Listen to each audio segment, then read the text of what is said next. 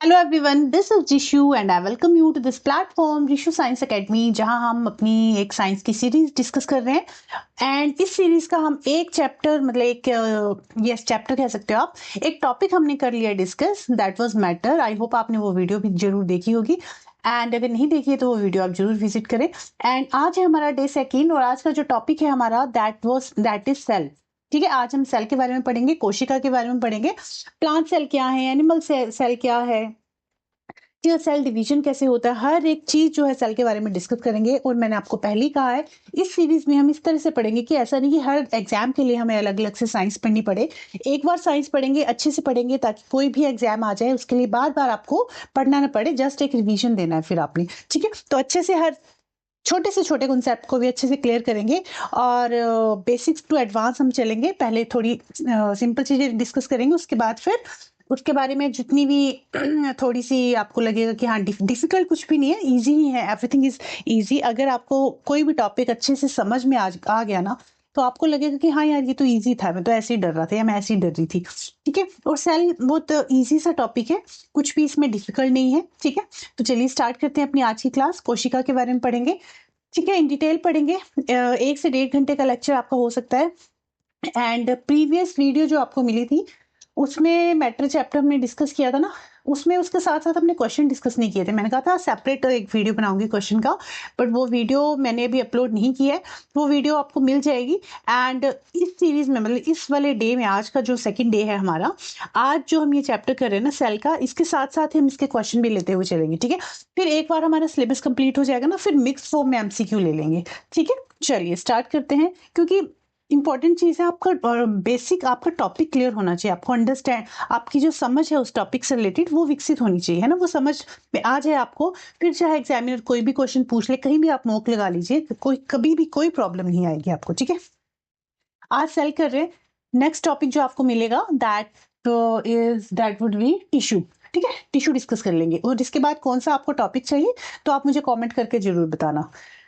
चलिए, और सभी एग्जाम्स के लिए इंपॉर्टेंट है ये। तो चलिए स्टार्ट करते हैं अपनी आज की क्लास। और ये जो पीडीएफ है आपको मेरे Telegram channel Rishu science academy पे मिल जाएगा, इसका लिंक मैं दे दूंगी डिस्क्रिप्शन बॉक्स में। और वीडियो अच्छी लगे तो वीडियो को लाइक शेयर कर देना और चैनल को सब्सक्राइब कर दीजिएगा। ठीक है, चलिए, तो हर एक चीज हम डिस्कस करेंगे। आपको एक बार बता देती हूँ क्या क्या हम डिस्कस करने वाले हैं आज। सेल डिस्कस करेंगे, सेल क्या है, डिस्कवरी है कुछ रिलेटेड टू सेल, क्या क्या है वो, प्रोकैरियोटिक और यूकैरियोटिक सेल क्या होते हैं, उसके बाद कौन कौन सी इंपॉर्टेंट सेल के पार्ट्स हैं वो डिस्कस करेंगे। एंड उसके अलावा सेल ऑर्गेनेल्स कौन कौन सी हैं, प्लांट सेल, एनिमल सेल, दोनों में क्या डिफरेंस है, और सेल डिवीजन कैसे होता है। ठीक है, तो चलिए फिर, हाँ एंड में इसके ना, सॉरी, एंड में इसके एक्सरसाइज एनसीईआरटी के ही क्वेश्चन है ये, तो ये एक बार डिस्कस कर लेंगे। ठीक है, उसके बाद फिर एमसीक्यू तो मैंने आपको कहा है कि एक बार चैप्टर, एक बार पूरा सिलेबस कंप्लीट हो जाएगा फिर हम एमसीक्यू करेंगे मिक्स फॉर्म में। ठीक है, तो तब तक हम साथ साथ में ये क्वेश्चन आंसर लेते हुए चलेंगे, इससे आपको ये पता चल जाएगा कि आपको चैप्टर कितना समझ में आया है ना। चलिए, तो स्टार्ट करते हैं अपनी आज की class. And what is cell, कोशिका होती क्या है एक्चुअली, तो ये क्या है, structural and functional unit of life है। And why it is called structural and functional unit of life, because देखो क्या है ना, हमारी जो बॉडी है वो पूरी सेल से बनी हुई है। ठीक है, हमारा जो मतलब जो स्टार्टिंग पॉइंट है वो सेल ही है। सेल्स क्या है, सेल्स मिलके एक टिश्यू बना रहे हैं।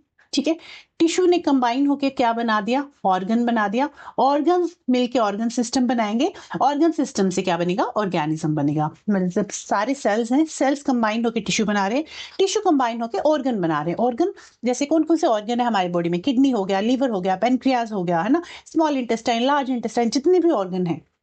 फिर ऑर्गन जो है मिलके ऑर्गन सिस्टम बनाएंगे, जैसे कि digestive system, excretory system, respiratory system. हर एक ऑर्गन सिस्टम के जो ऑर्गन्स होंगे वो सेपरेट सेपरेट होंगे, है ना। तो जैसे फॉर एग्जांपल अगर डाइजेस्टिव सिस्टम की बात करूँ तो उसके ऑर्गन कौन कौन से हैं, स्टमक है, स्मॉल इंटेस्टाइन है, large intestine, pancreas, gall bladder. Respiratory system की बात करें तो ट्रैकिया है, लंग्स हैं। ठीक है, इसी तरह से हर एक ऑर्गन सिस्टम के जो ऑर्गन है वो सेपरेट सेपरेट है ना। तो ऑर्गन से क्या बन रहा है, ऑर्गन सिस्टम, ऑर्गन सिस्टम से फिर एक लिविंग ऑर्गेनिज्म बनता है। ठीक है, जैसे हमारा एक घर है, हमारा घर जो है ईंटों से बना होता है, उसी तरह हमारी बॉडी जो है वो सेल से बनी होती है। क्लियर?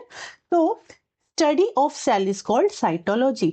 सेल की स्टडी को क्या कहते हैं? साइटोलॉजी। साइटो का मतलब होता है सेल, और लॉजी का मतलब होता है स्टडी, मतलब स्टडी ऑफ सेल्स। और सेल्स क्या है? Cell is building block of life.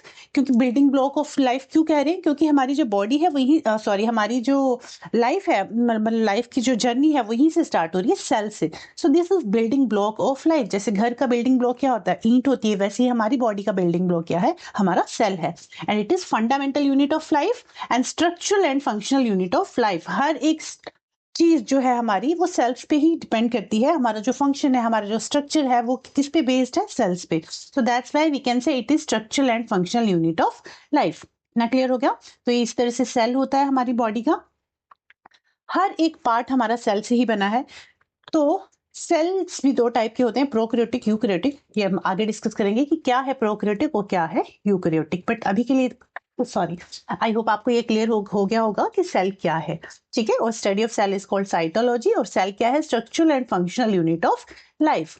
चलिए, अब कुछ डिस्कवरीज हैं रिलेटेड टू सेल। अगर आपसे पूछा जाए कि सबसे पहले सेल को किसने डिस्कवर किया, तो सबसे पहले डिस्कवर किया था रॉबर्ट हुक ने। ओके सबसे पहले इन 1665 रॉबर्ट हुक ने सेल को डिस्कवर किया था। बट उन्होंने जिस सेल को डिस्कवर किया था, मतलब उन्होंने एक कॉर्क में उन्होंने सेल को देखा था। कॉर्क में उन्होंने सेल को देखा तो वो एक डेड सेल था। ठीक है? और ये जो डिस्कवरी उन्होंने की थी 1665 में। एंड रॉबर्ट हुक को फादर ऑफ साइटोलॉजी भी कहा जाता है। ओके तो अगर आपसे ये क्वेश्चन में पूछा जाए कि सबसे पहले जो सेल है, सेल की डिस्कवरी किसने की, तो सेल की डिस्कवरी की रॉबर्ट हुक ने। ठीक है? उसके बाद रॉबर्ट हुक के बाद इन 1674 में एंटन वैन ल्यूनहोक ने पॉन्ड वाटर में लिविंग सेल को देखा था। जो रॉबर्ट हुक थे उन्होंने तो डेड सेल को देखा था, और जो वैन ल्यूनहोक है इन्होंने लिविंग सेल को देखा था इन 1674। कहाँ पे? इन पॉन्ड वाटर में। पॉन्ड का जो वाटर था उन्होंने ऑब्जर्व किया माइक्रोस्कोप में, और उनको वहाँ छोटे छोटे सेल्स दिखे, कुछ माइक्रो ऑर्गेनिजम्स के थे वो। तो ये इन्होंने डिस्कवरी कब की? इन 1674। उसके बाद इन 1831 रॉबर्ट ब्राउन ने क्या डिस्कवर किया? न्यूक्लियस। उन्होंने कहा कि सेल के अंदर एक न्यूक्लियस होता है। तो न्यूक्लियस की डिस्कवरी किसने की? रॉबर्ट ब्राउन ने। ठीक है? ये साइंटिस्ट जो है इंपॉर्टेंट है, आपको पता होनी चाहिए कौन से साइंटिस्ट ने किस चीज की डिस्कवरी की रिलेटेड टू सेल। ठीक है? उसके बाद और साइंटिस्ट आए, शील्डन एंड श्वान, जिन्होंने सेल थ्योरी को प्रपोज किया। उसके बाद वर्चो भी आए थे। वर्चो ने एक और थ्योरी दी थी, एक और स्टेटमेंट दी थी कि जो सभी सेल्स हैं, जो न्यू सेल है वो प्री एग्जिस्टिंग सेल से ही बनता है। तो वर्चो ने ये थर्ड स्टेटमेंट दी थी सेल थ्योरी की। ठीक है? तो सेल थ्योरी सबसे पहले किसने प्रपोज की थी? शील्डन एंड श्वान, दो साइंटिस्ट थे। शील्डन ने 1838 और श्वान ने 1839 में इस थ्योरी को प्रपोज किया था। किसको? सेल थ्योरी को। सेल थ्योरी क्या है अभी आगे डिस्कस करेंगे। उसके अलावा जो पुरकिंजे हैं, पुरकिंजे ने इन 1839 प्रोटोप्लाज्म की डिस्कवरी की थी। किसने की थी? पुरकिंजे ने इन 1839। ओके और किसकी डिस्कवरी की थी? प्रोटोप्लाज्म की। ठीक है? और ये प्रोटोप्लाज्म क्या है? देखो, प्रोटोप्लाज्म समझाने से पहले थोड़ा सा सेल के बारे में बता देती हूँ, बेसिक इन्फॉर्मेशन दे देती हूँ। देखो, मान लीजिए ये है हमारा कोई सेल। ठीक है? सेल के अंदर यहाँ पे एक फ्लूइड प्रेजेंट होता है जिसको हम कहते हैं साइटोप्लाज्म। इसको कहते हैं साइटोप्लाज्म, जहाँ पे सारी सेल ऑर्गेनेलीज हमारी प्रेजेंट होती हैं। उसके अलावा ये जो न्यूक्लियस है, न्यूक्लियस के बाहर इस तरह से कवरिंग होती है जिसे न्यूक्लियर एनवल्प कहते हैं। एंड इसके अंदर भी एक फ्लूइड प्रेजेंट होता है जिसको कहते हैं न्यूक्लियोप्लाज्म। मतलब जो न्यूक्लियस के पास, न्यूक्लियस के अंदर यहाँ पे जो फ्लूइड प्रेजेंट है उसे हम कह रहे हैं न्यूक्लियोप्लाज्म। और जो यहाँ पे इस रीजन में न्यूक्लियस और सेल मेम्ब्रेन के बीच में जो फ्लूइड प्रेजेंट है उसे हम कह रहे हैं साइटोप्लाज्म। तो प्रोटोप्लाज्म क्या है? Protoplasm is equal to nucleoplasm. इन दोनों को मिला के न्यूक्लियोप्लाज्म प्लस साइटोप्लाज्म, इसको हम कहते हैं प्रोटोप्लाज्म। ठीक है? तो दोनों के फ्लूइड को मिला के हम कह रहे हैं प्रोटोप्लाज्म। और इसकी डिस्कवरी पुरकिंजे ने की थी इन 1839। तो ये हमारे कुछ साइंटिस्ट थे जिन्होंने इंपॉर्टेंट डिस्कवरीज की थी related to cell. Robert Hooke ने फर्स्ट टाइम सेल डिस्कवर किया था कॉर्क में इन 1665। उसके बाद लिविंग सेल डिस्कवर किया था एंटन वैन ल्यूनहोक पॉन्ड वाटर में इन 1674। रॉबर्ट ब्राउन ने न्यूक्लियस की डिस्कवरी की थी इन 1831। ये आपको पता होनी चाहिए, सन याद कर लेना है ना। और शील्डन और श्वान 1838 और 1839 में उन्होंने सेल थ्योरी प्रपोज की, और पुरकिंजे ने 1839 में ही प्रोटोप्लाज्म की डिस्कवरी की थी। और प्रोटोप्लाज्म क्या है? न्यूक्लियर प्लाज्म प्लस साइटोप्लाज्म दोनों को मिला के हम कहते हैं प्रोटोप्लाज्म, जहाँ पे सारी जो एक्टिविटीज हैं हमारी सेल की वो होती हैं, ठीक है, इन रीजंस में। ठीक है, चलिए नेक्स्ट चलते हैं सेल थ्योरी पे। तो सेल थ्योरी क्या है? सेल थ्योरी देखो, सेल थ्योरी सबसे पहले शील्डन और श्वान ने दी इन 1838 एंड 1839, एंड उसके बाद फिर इस थ्योरी को एक्सपेंड किया किसने? वर्चो ने इन 1855। तो इन्होंने जो थ्योरी दी सेल थ्योरी, वो क्या कहती है? वो ये कहती है कि all living things are made up of cells. उन्होंने कहा कि जितने भी लिविंग थिंग्स हैं all are made up of cells. उसके अलावा the cell is the basic unit of structure and function in living organism, कि जो सेल है ना, this is basic unit of structure, क्योंकि हमने देखा कि सेल जो है कंबाइन करके टिश्यू बना रहे हैं, टिश्यू से ऑर्गन, ऑर्गन से ऑर्गन सिस्टम, एंड फिर लिविंग बीइंग हमारी बॉडी बनती है, लिविंग ऑर्गेनिज्म बनता है। तो उन्होंने कहा कि cell is the basic unit of structure and function in living organism. ठीक है, थर्ड जो स्टेटमेंट थी उन थ्योरी की, वो इन्होंने कहा सेल कम फ्रॉम, ये जो थर्ड लाइन है ये दी थी वर्चो ने, कि सेल जो है it come from pre existing cells through the process of cell division, कि कोई भी सेल जो है डिवाइड होके नया सेल बना रहा है, तो जो नए सेल बन रहे हैं वो प्री एग्जिस्टिंग सेल के डिवीजन से ही बनते हैं, उन्होंने ऐसा कहा। तो ये तीन स्टेटमेंट है, तीन थ्योरीज हैं, सेल थ्योरी है, जो आपको पता होनी चाहिए कि सेल थ्योरी क्या है। सेल थ्योरी में फर्स्ट लाइन है कि all living things are made up of cells, सारी चीजें जितनी भी लिविंग थिंग्स हैं वो सेल से बनी हुई हैं, और सेल क्या है? बेसिक यूनिट ऑफ लाइफ है। उसके अलावा जो सेल है it come from pre existing cell through the process of cell division. This is all about cell theory. Okay, next है types of cells and organism on the basis of number of cells. So there are two types of organism, एक होता है unicellular, एक होता है multicellular. तो अगर हम अपनी बॉडी की बात करें, जो ह्यूमन बींग्स हैं, कुछ एनिमल्स हैं, हम वो क्या है? Multi cellular. मल्टी का मतलब है काफी सारे सेल्स, मतलब हमारी जो बॉडी है काफी सारे सेल से मिलकर बनी है। यूनिसेलुलर का मतलब होता है, यूनिसेलुलर का मतलब होता है सिंगल।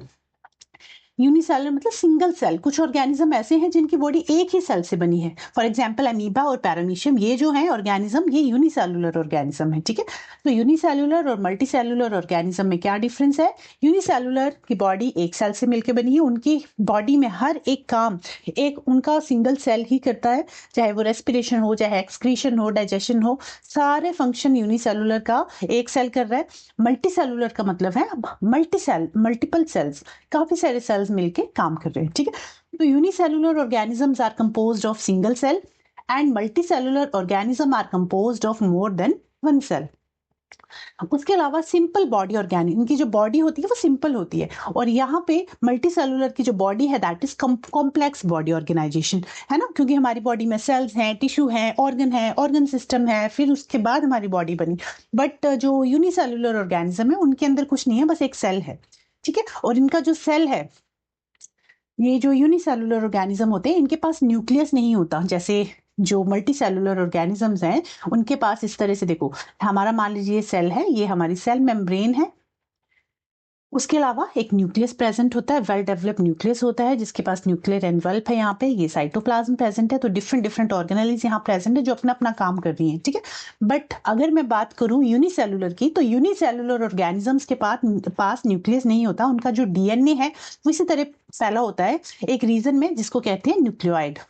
जहां पे इनका डीएनए प्रेजेंट होता है उसको कहते हैं न्यूक्लियोइड, और हमारा जो डीएनए कहाँ होता है? न्यूक्लियस में प्रेजेंट होता है इस तरह से। ठीक है, और इनका डीएनए जहां प्रेजेंट है, क्योंकि इनके पास न्यूक्लियस तो है नहीं, तो इनका जो डीएनए है जिस रीजन में प्रेजेंट होता है उसको कहते हैं न्यूक्लियोइड।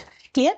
और यहाँ पे साइटोप्लाज्म होता है, एंड इनके पास सेल ऑर्गेनेलीज नहीं होती, सिर्फ एक ऑर्गेनेली होती है दैट इज राइबोसोम। उसके अलावा सारी ऑर्गेनेलीज इनके पास एब्सेंट होती है जो हमारे पास होती हैं, जैसे माइटोकॉन्ड्रिया हो गया, एंडोप्लाज्मिक रेटिकुलम, गोल्जी एपरेटस, ये सारी ऑर्गेनेलीज हमारी बॉडी में प्रेजेंट है। बट यूनिसेलुलर ऑर्गेनिजम्स के पास ओनली राइबोसोम्स आर प्रेजेंट, और हमें पता है राइबोसोम्स क्या करते हैं? प्रोटीन सिंथेसिस में हेल्प करते हैं। ठीक है, इतना क्लियर हो गया? तो जो इनकी बॉडी है सिंपल है। A single cell carries out all necessary life process. एक सिंगल सेल इनकी बॉडी में सारे फंक्शंस करता है, जैसे रेस्पिरेशन, एक्सक्रीशन, डाइजेशन, सारे काम एक ही सेल कर रहा है। बट हमारी बॉडी में multiple cell perform different function. The total cell body is expose to the environment, इनकी जो बॉडी है पूरी एनवायरमेंट में एक्सपोज होती है, मतलब इनका सेल है तो ये पूरा एनवायरमेंट में एक्सपोज है। But only the outer cells are expose to them. ऐसा तो है नहीं कि हमारी बॉडी फैली हुई है, हमारी बॉडी के अंदर भी काफी सारे सेल्स हैं जो इन्वायरमेंट के संपर्क मतलब इन्वायरमेंट के कॉन्टेक्ट में नहीं है ना। Only the outer cells are expose to the environment. Division of labour is at the organelle level, मतलब इनका जो डिवीजन है ऑर्गेनली लेवल पे होता है, मतलब इनके पास सिर्फ ऑर्गेनली है, ऑर्गेनल्स प्रेजेंट है, ऑर्गेनल्स में भी सिर्फ इनके पास राइबोसोम प्रेजेंट है। बट अगर हम बात करें मल्टी सेलुलर की, तो division of labour is at cellular tissue organs and organ system. मतलब इनकी जो बॉडी है, इनके पास सेल्स है, ऑर्गन सिस्टम है, उसके बाद फिर इनकी बॉडी बनी है, मतलब मल्टी सेलुलर की बॉडी बनी है। बट इनकी जो बॉडी है ऑर्गेनल लेवल पे है, इनके पास सिर्फ ऑर्गेनल्स हैं, इनके पास सेल टिश्यू ऑर्गन और ऑर्गन सिस्टम ऐसा कुछ नहीं है। It includes both eukaryotes and prokaryotes. Unicellular में यूकैरियोट्स भी आते हैं, प्रोकैरियोट्स भी आते हैं, बट अगर मल्टी सेलुलर की बात करूं तो सिर्फ इनके पास यूकैरियोट्स ही आते हैं। अब what is the difference between eukaryotes and prokaryotes, ये भी आगे इन डिटेल डिस्कस करेंगे कि यूकैरियोट्स क्या है, प्रोकैरियोट्स क्या है, बट अभी थोड़ा सा समझा देती हूँ मैं। यूकैरियोट्स होते हैं जिनके पास ट्रू न्यूक्लियस जो है वो प्रेजेंट होता है, जिनके पास न्यूक्लियस प्रेजेंट होता है। ओके तो ये जो लाइन है कि it includes both eukaryotes and prokaryotes, eukaryotes का मतलब होता है true nucleus is present, true nucleus is present, and prokaryotes का मतलब होता है न्यूक्लियस एब्सेंट है, न्यूक्लियस इनके पास है ही नहीं, न्यूक्लियस एब्सेंट है। ठीक है, तो जो यूनिसेलुलर ऑर्गेनिजम्स हैं वो प्रोकैरियोटिक भी होते हैं और यूकैरियोटिक भी होते हैं। यहाँ जैसे मैंने ये एग्जांपल आपको समझाया था, मान लीजिए ये बैक्टीरिया है, क्योंकि बैक्टीरिया के पास क्या है ना, बैक्टीरिया के पास न्यूक्लियस प्रेजेंट नहीं होता। बैक्टीरिया हो गया, इकोलाई हो गया, माइकोप्लाज्मा हो गया, इनके पास न्यूक्लियस प्रेजेंट नहीं होता, तो इनका जो डीएनए है इस तरह से न्यूक्लियोइड रीजन में प्रेजेंट होता है। और ये इंपॉर्टेंट है, आपको याद रखना है कि बैक्टीरिया का जो डीएनए है वो कहाँ प्रेजेंट होता है, तो वो न्यूक्लियोइड रीजन में प्रेजेंट होता है। ठीक है, तो हमने कहा कि ये प्रोकैरियोटिक भी है और यूकैरियोटिक भी है। तो प्रोकैरियोटिक का मतलब होता है न्यूक्लियस प्रेजेंट नहीं है, तो बैक्टीरिया क्या है, प्रोकैरियोटिक है। बट कुछ यूनिसेलुलर ऑर्गेनिजम्स ऐसे भी हैं जिनके पास जो है तो यूनिसेलुलर बट उनके पास न्यूक्लियस है, जैसे कि अमीबा हो गया, पैरामीशियम हो गया, अमीबा, पैरामीशिया, यूग्लिना, ईस्ट, इनके पास क्या है, इनके पास ट्रू न्यूक्लियस प्रेजेंट है। ऑल्दो ये यूनिसेलुलर है, सिंगल सेल ही है, बट इनके पास न्यूक्लियस प्रेजेंट है, इनका जो डीएनए है वो न्यूक्लियस रीजन में प्रेजेंट है। That's why we can say कि ये जो यूनिसेलुलर ऑर्गेनिज्म है ये यूकैरियोटिक भी है एंड प्रोकैरियोटिक भी है। ओके, आई होप इतना आपको क्लियर हुआ होगा। ये सारा थोड़ा सा मैं इरेज कर दूं, होच पोच हो गया काफी। ठीक है, यस, चलिए। तो इसके अलावा जो मल्टी सेलुलर ऑर्गेनिज्म है, इनके ये जो है ये इट इंक्लूड यूकैरियोट्स, यूकैरियोटिक होते हैं, इनके पास वेल डेवलप्ड न्यूक्लियस प्रेजेंट होता है।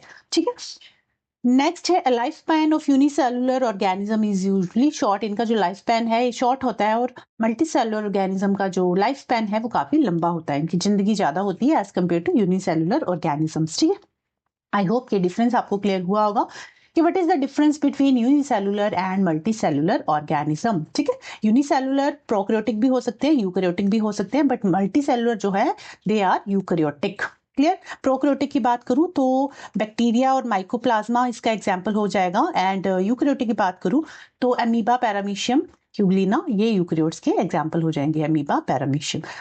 ठीक है, and they all are single celled organism. Clear, चलिए नेक्स्ट स्लाइड पे चलते हैं। नेक्स्ट है अभी जो मैंने आपको बताया कि what is the difference between prokaryotic and eukaryotic cell, ये थोड़ा सा डिटेल में आपको बता देती हूँ। So there are two types of cell, एक होता है प्रोकैरियोट्स, एक होता है यूकैरियोट्स। तो जो एनिमल सेल्स हैं, जो प्लांट सेल्स हैं, वो कैसे हैं, वो यूकैरियोटिक सेल्स में आते हैं, दे आर यूकैरियोट्स। ठीक है, और कुछ माइक्रो ऑर्गेनिजम्स हैं, उनके जो सेल्स हैं they are prokaryotes. Clear, like bacteria, bacteria को जो सेल है प्रोकैरियोटिक होता है। क्लियर, तो इस तरह से जो प्रोकैरियोटिक ऑर्गेनिज्म है इनके पास इस तरह से सीलिया या फ्लैजेला होता है इनकी मूवमेंट के लिए, एंड यूकैरियोटिक ऑर्गेनिज्म के पास वेल डेवलप इस तरह से न्यूक्लियस प्रेजेंट होता है। ठीक है, मेन डिफरेंस क्या है प्रोकैरियोटिक और यूकैरियोटिक में, कि प्रोकैरियोटिक में जो डीएनए है वो इस तरह से न्यूक्लियोइड रीजन में प्रेजेंट होता है। ठीक है, सेल वॉल न्यूक्लियोइड, एंड ये फ्लैजेला जो मूवमेंट के लिए होता है, और ये जो हेयर लाइक स्ट्रक्चर है इसको कहते हैं पिलाई। एंड यूकैरियोटिक ऑर्गेनिज्म में क्या है, वेल डेवलप्ड न्यूक्लियस प्रेजेंट है। ये देखिए ये न्यूक्लियस है। न्यूक्लियस के अंदर जो डिफरेंट डिफरेंट पार्ट्स है, दैट इज जो फ्लूइड प्रेजेंट है यहाँ पे, दैट इज न्यूक्लियोप्लाज्म। और ये जो डीएनए है, that is chromatin region, chromatin fibres. और इनके बाहर की, न्यूक्लियस की बाहर की कवरिंग जो है उसे कहेंगे न्यूक्लियर एनवल्प। और ये जो न्यूक्लियस के अंदर एक सर्कुलर सा स्ट्रक्चर है, दिस इज न्यूक्लियोलस। क्लियर, ये क्या है, न्यूक्लियोलस है। तो दिस इज, अब थोड़ा सा आगे डिस्कस कर लेते हैं, ठीक है। चलिए आगे डिस्कस करते हैं थोड़ा डिटेल में। और ये जो न्यूक्लियोलस रीजन है ना, काफी इंपॉर्टेंट है। इसमें क्या है, राइबोसोम की प्रोडक्शन होती है, और राइबोसोम क्या करता है, प्रोटीन सिंथेसिस में हेल्प करता है, ठीक है। इन डिटेल पढ़ेंगे ये सारी चीजें। चलिए, अगर मैं बात करूं प्रोकैरियोटिक सेल्स की, तो प्रोकैरियोटिक सेल्स क्या है, जिनके पास ट्रू न्यूक्लियस प्रेजेंट नहीं होता है, और इनका जो डीएनए है वो कहाँ प्रेजेंट होता है, न्यूक्लियोइड रीजन में होता है, यही लिखा है इसमें। और they are single celled microorganism. Example include archaebacteria and cyanobacteria. इनका जो सेल का साइज होता है, that is from 0.1 to 0.5 micrometre in diameter. और इनके पास सिंगल क्रोमोसोम होता है। इनकी जो बॉडी है, इनके पास, इनका जो सेल है एक्चुअली, इनके पास सिंगल क्रोमोसोम होता है, और न्यूक्लियोलस जो है एब्सेंट होता है इनके पास, ठीक है। न्यूक्लियोलस प्रेजेंट नहीं होता। उसके अलावा prokaryotes generally reproduce by binary fission. जो प्रोकैरियोट्स हैं वो बाइनरी फिशन के थ्रू रिप्रोड्यूस करते हैं। Binary fission is a type of asexual reproduction. And कुछ जो ऑर्गेनिज्म है वो they also use conjugation. Conjugation में क्या है, actually it is seen the prokaryotic equivalent to sexual reproduction. Sexual reproduction की तरह ही होता है ये कंजुगेशन। मतलब कई बार क्या होता है, कुछ प्रोकैरियोट्स ऐसे भी हैं जो कंजुगेशन के थ्रू रिप्रोड्यूस करते हैं। कंजुगेशन एसेक्सुअल रिप्रोडक्शन ही है, बट इट सीम्स लाइक कि this is sexual reproduction, however it is not sexual reproduction. ये भी एक एसेक्सुअल रिप्रोडक्शन का ही टाइप है। तो जो प्रोकैरियोट्स हैं बाइनरी फिशन और कंजुगेशन के थ्रू जो है रिप्रोड्यूस करते हैं। And cell is membrane bounded and organelles are absent, only ribosome is present. Cell is membrane bounded, मतलब इनका जो सेल है उसके पास एक मेम्ब्रेन प्रेजेंट है, जिसे हम कहते हैं सेल मेम्ब्रेन। और ऑर्गेनेल्स एब्सेंट होती हैं, ओनली इनके पास क्या होता है, जो डीएनए है वो न्यूक्लियोइड रीजन में प्रेजेंट है, और ओनली राइबोसोम इज प्रेजेंट। और राइबोसोम क्या करता है, प्रोटीन सिंथेसिस में हेल्प करता है। तो this is all about prokaryotes. Eukaryotes की बात करें, यूकैरियोटिक सेल, यू का मतलब ही होता है ट्रू। यू का मतलब होता है ट्रू, कैरियोट का मतलब होता है न्यूक्लियस, मतलब इस सेल के पास ट्रू न्यूक्लियस प्रेजेंट होता है। So eukaryotic cells are characterized by true nucleus. The size of the cell ranges from 10 to 100 micrometre in diameter. This broad category involves plant, fungus, protozoa and animals. More than one chromosome, जैसे prokaryotes के पास सिर्फ एक chromosome था, eukaryotic के पास more than one chromosomes होते हैं। And they reproduce sexually as well as asexually. Sexually और एसेक्सुअली दोनों तरीकों से ये रिप्रोड्यूस कर सकते हैं। एंड जो न्यूक्लियोलस है, न्यूक्लियोलस इनके पास प्रेजेंट होता है, और न्यूक्लियोलस क्या करता है, राइबोसोम को बनाता है, और राइबोसोम क्या करता है, प्रोटीन सिंथेसिस में हेल्प करता है, ठीक है। न्यूक्लियोलस कहाँ प्रेजेंट होता है, इससे न्यूक्लियस के अंदर अभी बताया था ना, डार्क सा स्ट्रक्चर प्रेजेंट था जिसे हम न्यूक्लियोलस कह रहे थे, और यहाँ पे क्रोमैटिन फाइबर्स प्रेजेंट होते हैं जिसे डीएनए कहते हैं, ठीक है। चलिए, cell is well defined membrane bound and organelles are present. जो ये सेल है यूकैरियोटिक का, वेल डिफाइंड मेम्ब्रेन मतलब इनके पास मेम्ब्रेन प्रेजेंट होती है, सेल मेम्ब्रेन प्रेजेंट है सेल के पास। और ये जो न्यूक्लियस है, न्यूक्लियस के पास भी अपनी मेम्ब्रेन प्रेजेंट है जिसे न्यूक्लियर एनवल्प कहते हैं। और बीच में साइटोप्लाज्म प्रेजेंट होता है। और साइटोप्लाज्म, ये तो खैर मैंने न्यूक्लियस का स्ट्रक्चर बनाया था, देखो इस तरह से सेल होता है। ये सेल है, ये हमारे सेल की सेल मेम्ब्रेन है, जो आउटर कवरिंग है उसे कहते हैं सेल मेम्ब्रेन। ये न्यूक्लियस का अच्छा सेल है ये, ठीक है। अब सेल के अंदर यहाँ पे न्यूक्लियस प्रेजेंट होगा, न्यूक्लियस के अंदर न्यूक्लियोलस प्रेजेंट होगा, और यहीं पे न्यूक्लियस के अंदर ही डीएनए जो है हमारा प्रेजेंट होगा जिसे क्रोमैटिन भी कहते हैं। एंड यहाँ पे साइटोप्लाज्म प्रेजेंट होगा, जो फ्लूइड लाइक स्ट्रक्चर है विच इज कॉल्ड साइटोप्लाज्म। और सारी सेल ऑर्गेनेल्स यही प्रेजेंट है हमारी।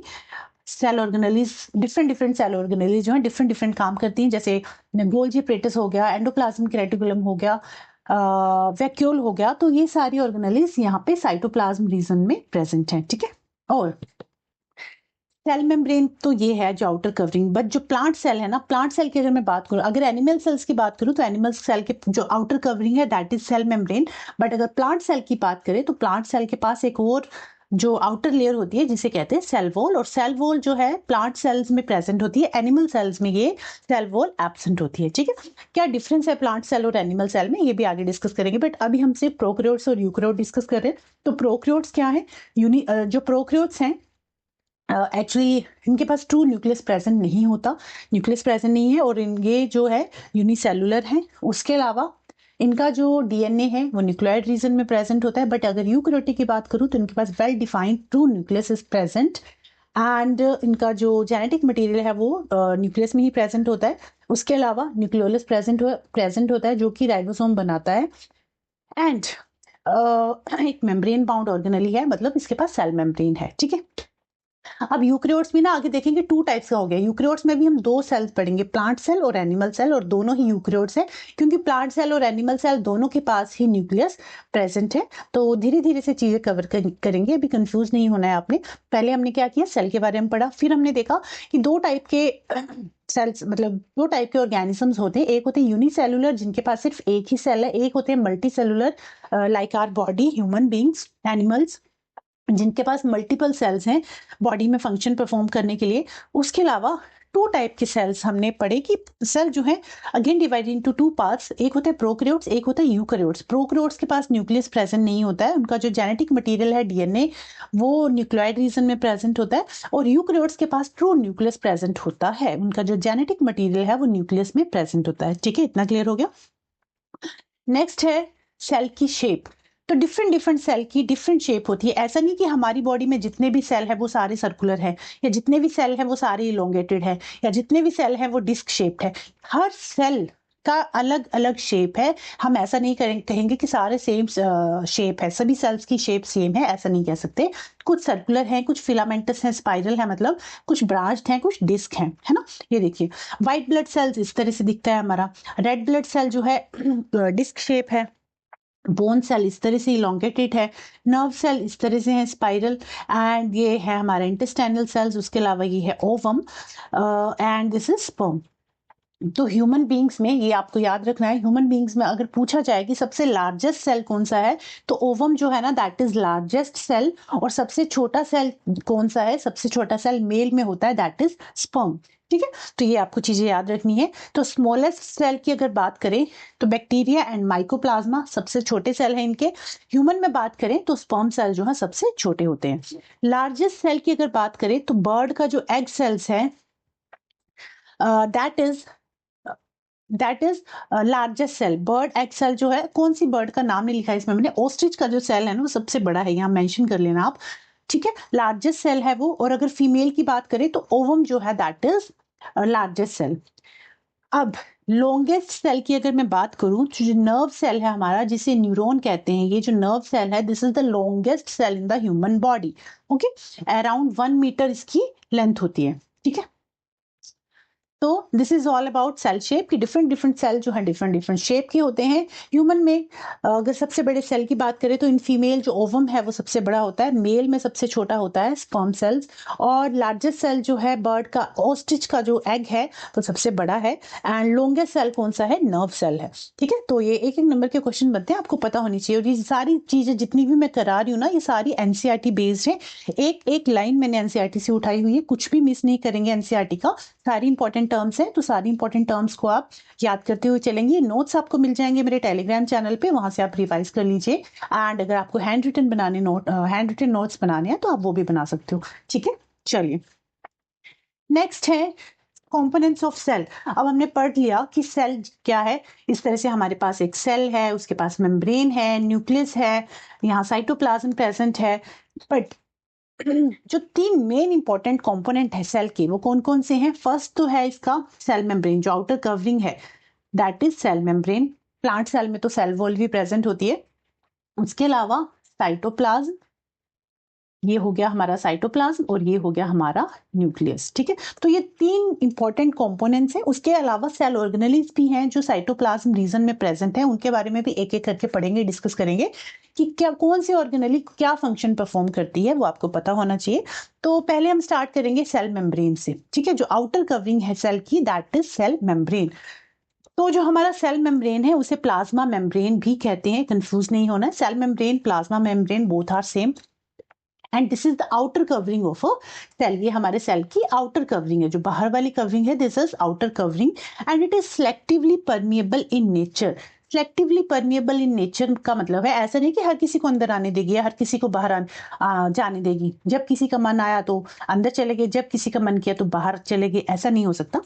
इन सारी चीजों को ये मेम्ब्रेन जो है कंट्रोल करके रखती है, मतलब it is selectively permeable in nature. वो डिसाइड करेगी कि किसको अंदर जाना है किसको बाहर जाना है, ठीक है। That's why it is called selectively permeable in nature, किसको, सेल मेम्ब्रेन को। अब ये जो हमारी सेल मेम्ब्रेन है, जो प्लाज्मा मेम्ब्रेन है, it is made up of lipids and proteins. Lipids और प्रोटीन से मिलकर बनी है। इसकी जो लेयर है, ये बाहर की कवरिंग है, it is made up of lipids and proteins. ये इस तरह से दिखती है, जब आप इसको माइक्रोस्कोप में देखोगे तो इस तरह से दिखेगी आपको cell membrane. And it is made up of lipids and proteins. इसकी जो लेयर है ना, फोस्फोबाइलिपिड भी कहते हैं, फोस्फोबाइलिपिड लेयर भी कहते हैं इसको, ठीक है। ये लिपिड्स और प्रोटीन से मिलकर बनी हुई है।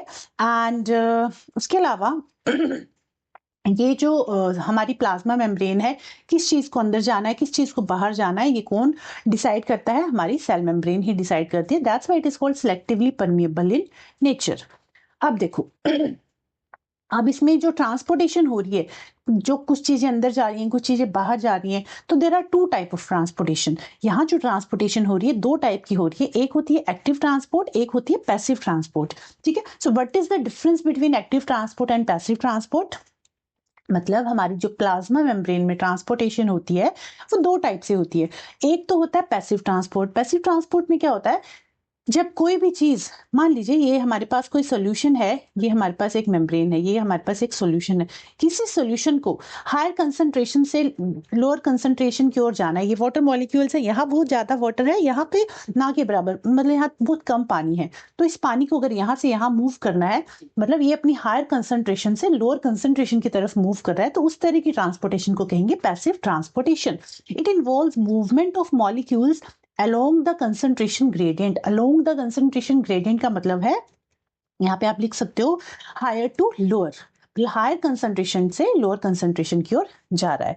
वहीं अगर एक्टिव ट्रांसपोर्टेशन की बात करें तो एक्टिव ट्रांसपोर्टेशन में जो मूवमेंट होती है मॉलिक्यूल से, it is against the concentration gradient. मतलब कम से, यहाँ पे पानी कम है, मान लीजिए यहाँ से जब इसको यहाँ तक, यहाँ हमें मूव कराना है, ट्रांसपोर्ट करना है, तो कम से ज्यादा, मतलब लोअर से हायर कंसंट्रेशन की ओर जब मूव करेगा, that is called active transportation.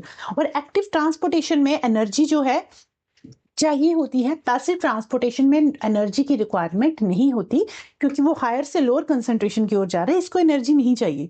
But active transportation की बात करें, लो से हाई की तरफ जा रहा है, लो से हाई की तरफ जा रहा है, तो इसको जो है एनर्जी चाहिए होती है in the form of ATP molecules. ATP क्या है? Adenosine triphosphate. ओके, तो ये जो एक्टिव ट्रांसपोर्ट है ये एक रैपिड मूवमेंट है, फास्ट मूवमेंट है, जबकि passive transport is a slow movement, ठीक है। उसके अलावा movement of large molecule occur by active transport. अगर लार्ज मॉलिक्यूल्स को ट्रांसपोर्ट होना है तो उसके लिए एक्टिव ट्रांसपोर्टेशन जो है वो काम करेगा। अगर छोटे मॉलिक्यूल्स को ट्रांसपोर्ट होना है, लाइक वाटर मॉलिक्यूल्स को, ठीक है, या फिर ऑक्सीजन या कार्बन डाइऑक्साइड के मॉलिक्यूल्स को, तो वो पैसिव ट्रांसपोर्टेशन के थ्रू ट्रांसपोर्ट होते हैं, ठीक है। तो ये मेन डिफरेंस है एक्टिव और पैसिव ट्रांसपोर्ट का। एक्टिव ट्रांसपोर्ट में क्या है, it involves movement of molecules against the concentration gradient. Against the concentration gradient मतलब लो से हायर कंसंट्रेशन की ओर, और it involves movement of molecule along the concentration. Along का मतलब हायर से लोअर कंसंट्रेशन की ओर। It requires energy in the form of ATP. Low से हाई में जा रहा है तो इसको एनर्जी चाहिए, इसको एनर्जी नहीं चाहिए, no energy is required. It is a rapid movement and this one passive transport जो है it is a slow movement. Movement of large molecule occur by active transport. अगर हमें लार्ज मॉलिक्यूल्स को transport कराना है तो उसके लिए हमें एक्टिव ट्रांसपोर्टेशन की जरूरत पड़ेगी। अगर हमें छोटे मॉलिक्यूल्स को ट्रांसपोर्ट करना है तो हमें पैसिव ट्रांसपोर्ट की जरूरत होगी, ठीक है। एक्टिव ट्रांसपोर्टेशन में एक एग्जांपल देती हूँ, सोडियम पोटेशियम पंप। चलो सोडियम पोटेशियम पंप, यहाँ इसके अलावा एक और देती हूँ स्मॉल इंटेस्टाइन का। देखो स्मॉल इंटेस्टाइन के पास ना, ऐसा ही लिख देती हूँ, स्मॉल इंटेस्टाइन के पास क्या है, जो ग्लूकोज है, ठीक है। तो हमारा ब्लड जो है, ब्लड ने स्मॉल इंटेस्टाइन से ग्लूकोज को लेना है। ग्लूकोज ब्लड के पास ऑलरेडी काफी हाई अमाउंट में ग्लूकोज प्रेजेंट है, बट स्टिल वो इंटेस्टाइन से ले रहा है। तो जब वो इंटेस्टाइन से इस ग्लूकोज को लेगा, तो दिस इज एक्टिव ट्रांसपोर्ट, क्योंकि लो से हाई कंसंट्रेशन, यहाँ पे इंटेस्टाइन में लो कंसंट्रेशन है ग्लूकोज की, ब्लड में ग्लूकोज की हाई कंसंट्रेशन है, बट स्टिल लो से हाई कंसंट्रेशन जब हम मूवमेंट करा रहे हैं किसी मॉलिक्यूल की, तो दिस इज एक्टिव ट्रांसपोर्ट, ठीक है। And this is passive transport. Passive transport का एग्जांपल हो गया लाइक वाटर मॉलिक्यूल्स और ऑक्सीजन या कार्बन डाइऑक्साइड, ठीक है। अब ये जो पैसिव ट्रांसपोर्ट है ना, ये जो पैसिव ट्रांसपोर्ट है ये अगेन दो टाइप का है, ठीक है। दो टाइप का पैसिव ट्रांसपोर्टेशन हो रहा है, एक हो रहा है डिफ्यूजन, एक तो है diffusion, and second one is osmosis. तो ये दोनों ही टाइप्स जो हैं पैसिव ट्रांसपोर्टेशन की हैं, डिफ्यूजन और ऑस्मोसिस में क्या डिफरेंस है वो देखते हैं। देखो, डिफ्यूजन क्या होता है ना, movement of a substance from a region of high concentration to region of low concentration. Diffusion में क्या हो रहा है, हाई कंसंट्रेशन से लो कंसंट्रेशन की ओर चीजें जा रही हैं। मान लीजिए ये इंक थी, ये एक वाटर का कंटेनर है, ठीक है। इसमें मैंने क्या किया, इंक डाल दी, है ना, इंक डाल दी, तो इंक क्या किया, इस तरह से स्प्रेड हो गई। थोड़ी देर बाद आप देखोगे कि ये इंक सारे पानी में स्प्रेड हो गई, और थोड़ी टाइम बाद आप देखोगे कि सारा पानी जो है इस तरह से इक्विलिब्रियम में आ जाएगा, ठीक है, कलर्ड हो जाएगा सारा पानी। तो क्या हुआ, ये जो इंक के ये जो कलर था, ये जो इंक थी मतलब, इसने क्या किया, सारे पार्टिकल्स के पास चली गई, डिफ्यूज हो गई, मतलब दूसरे पार्टिकल के साथ मिक्सअप हो गई ये। तो दिस इज कॉल्ड डिफ्यूजन, और ये हाई कंसंट्रेशन से लो कंसंट्रेशन की ओर मूव की। This is called diffusion. Diffusion क्या है, movement of a substance from a region of high concentration to region of low concentration. For example, पिछली जो मैटर वाली क्लास में थी ना, उसमें भी हमने डिफ्यूजन किया था। तो डिफ्यूजन क्या था, हाई कंसंट्रेशन से लो कंसंट्रेशन की ओर चीजें मूव कर रही थी। फॉर एग्जांपल, आपने एक कमरे में अगरबत्ती रखी, उसकी खुशबू दूसरे कमरे तक चली गई, जहां पे पहले जहां आपने इस रूम में लगाई तो यहाँ इसकी कंसंट्रेशन ज्यादा थी, यहाँ इसकी कंसंट्रेशन थी नहीं, तो यहाँ से अगरबत्ती की जो खुशबू है ये इस कमरे में चली गई, तो हायर कंसंट्रेशन से लोअर कंसंट्रेशन की ओर मूव की। तो दिस इज कॉल्ड डिफ्यूजन। अब ये जो डिफ्यूजन है ना, सॉलिड, लिक्विड, गैस, तीनों में ही होता है, सॉलिड में भी, लिक्विड में भी, गैस में भी। गैस का एग्जाम्पल तो हो गया कि अगरबत्ती का जो धुआं था वो दूसरे रूम में चला गया, दिस इज गैस।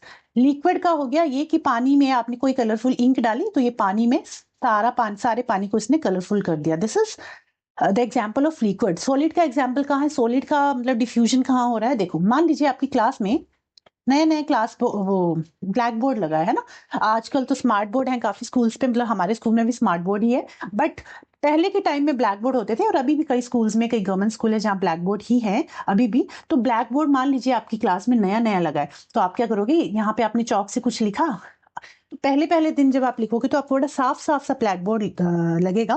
फिर थोड़े दिनों बाद, एक हफ्ते बाद या 15 दिन बाद, आप देखोगे कि ये जो पूरा ब्लैक बोर्ड है ना, थोड़ा व्हाइटिश सा हो जाएगा, जैसा पहले था बिल्कुल ब्लैक वैसा नहीं रहेगा। तो ये क्या हो गया, एक सब्सटेंस दूसरे सब्सटेंस पे मिक्स हो गया, चौक जो है ब्लैक के अंदर एब्जॉर्ब हो गई, तो दिस इज सॉलिड डिफ्यूजन।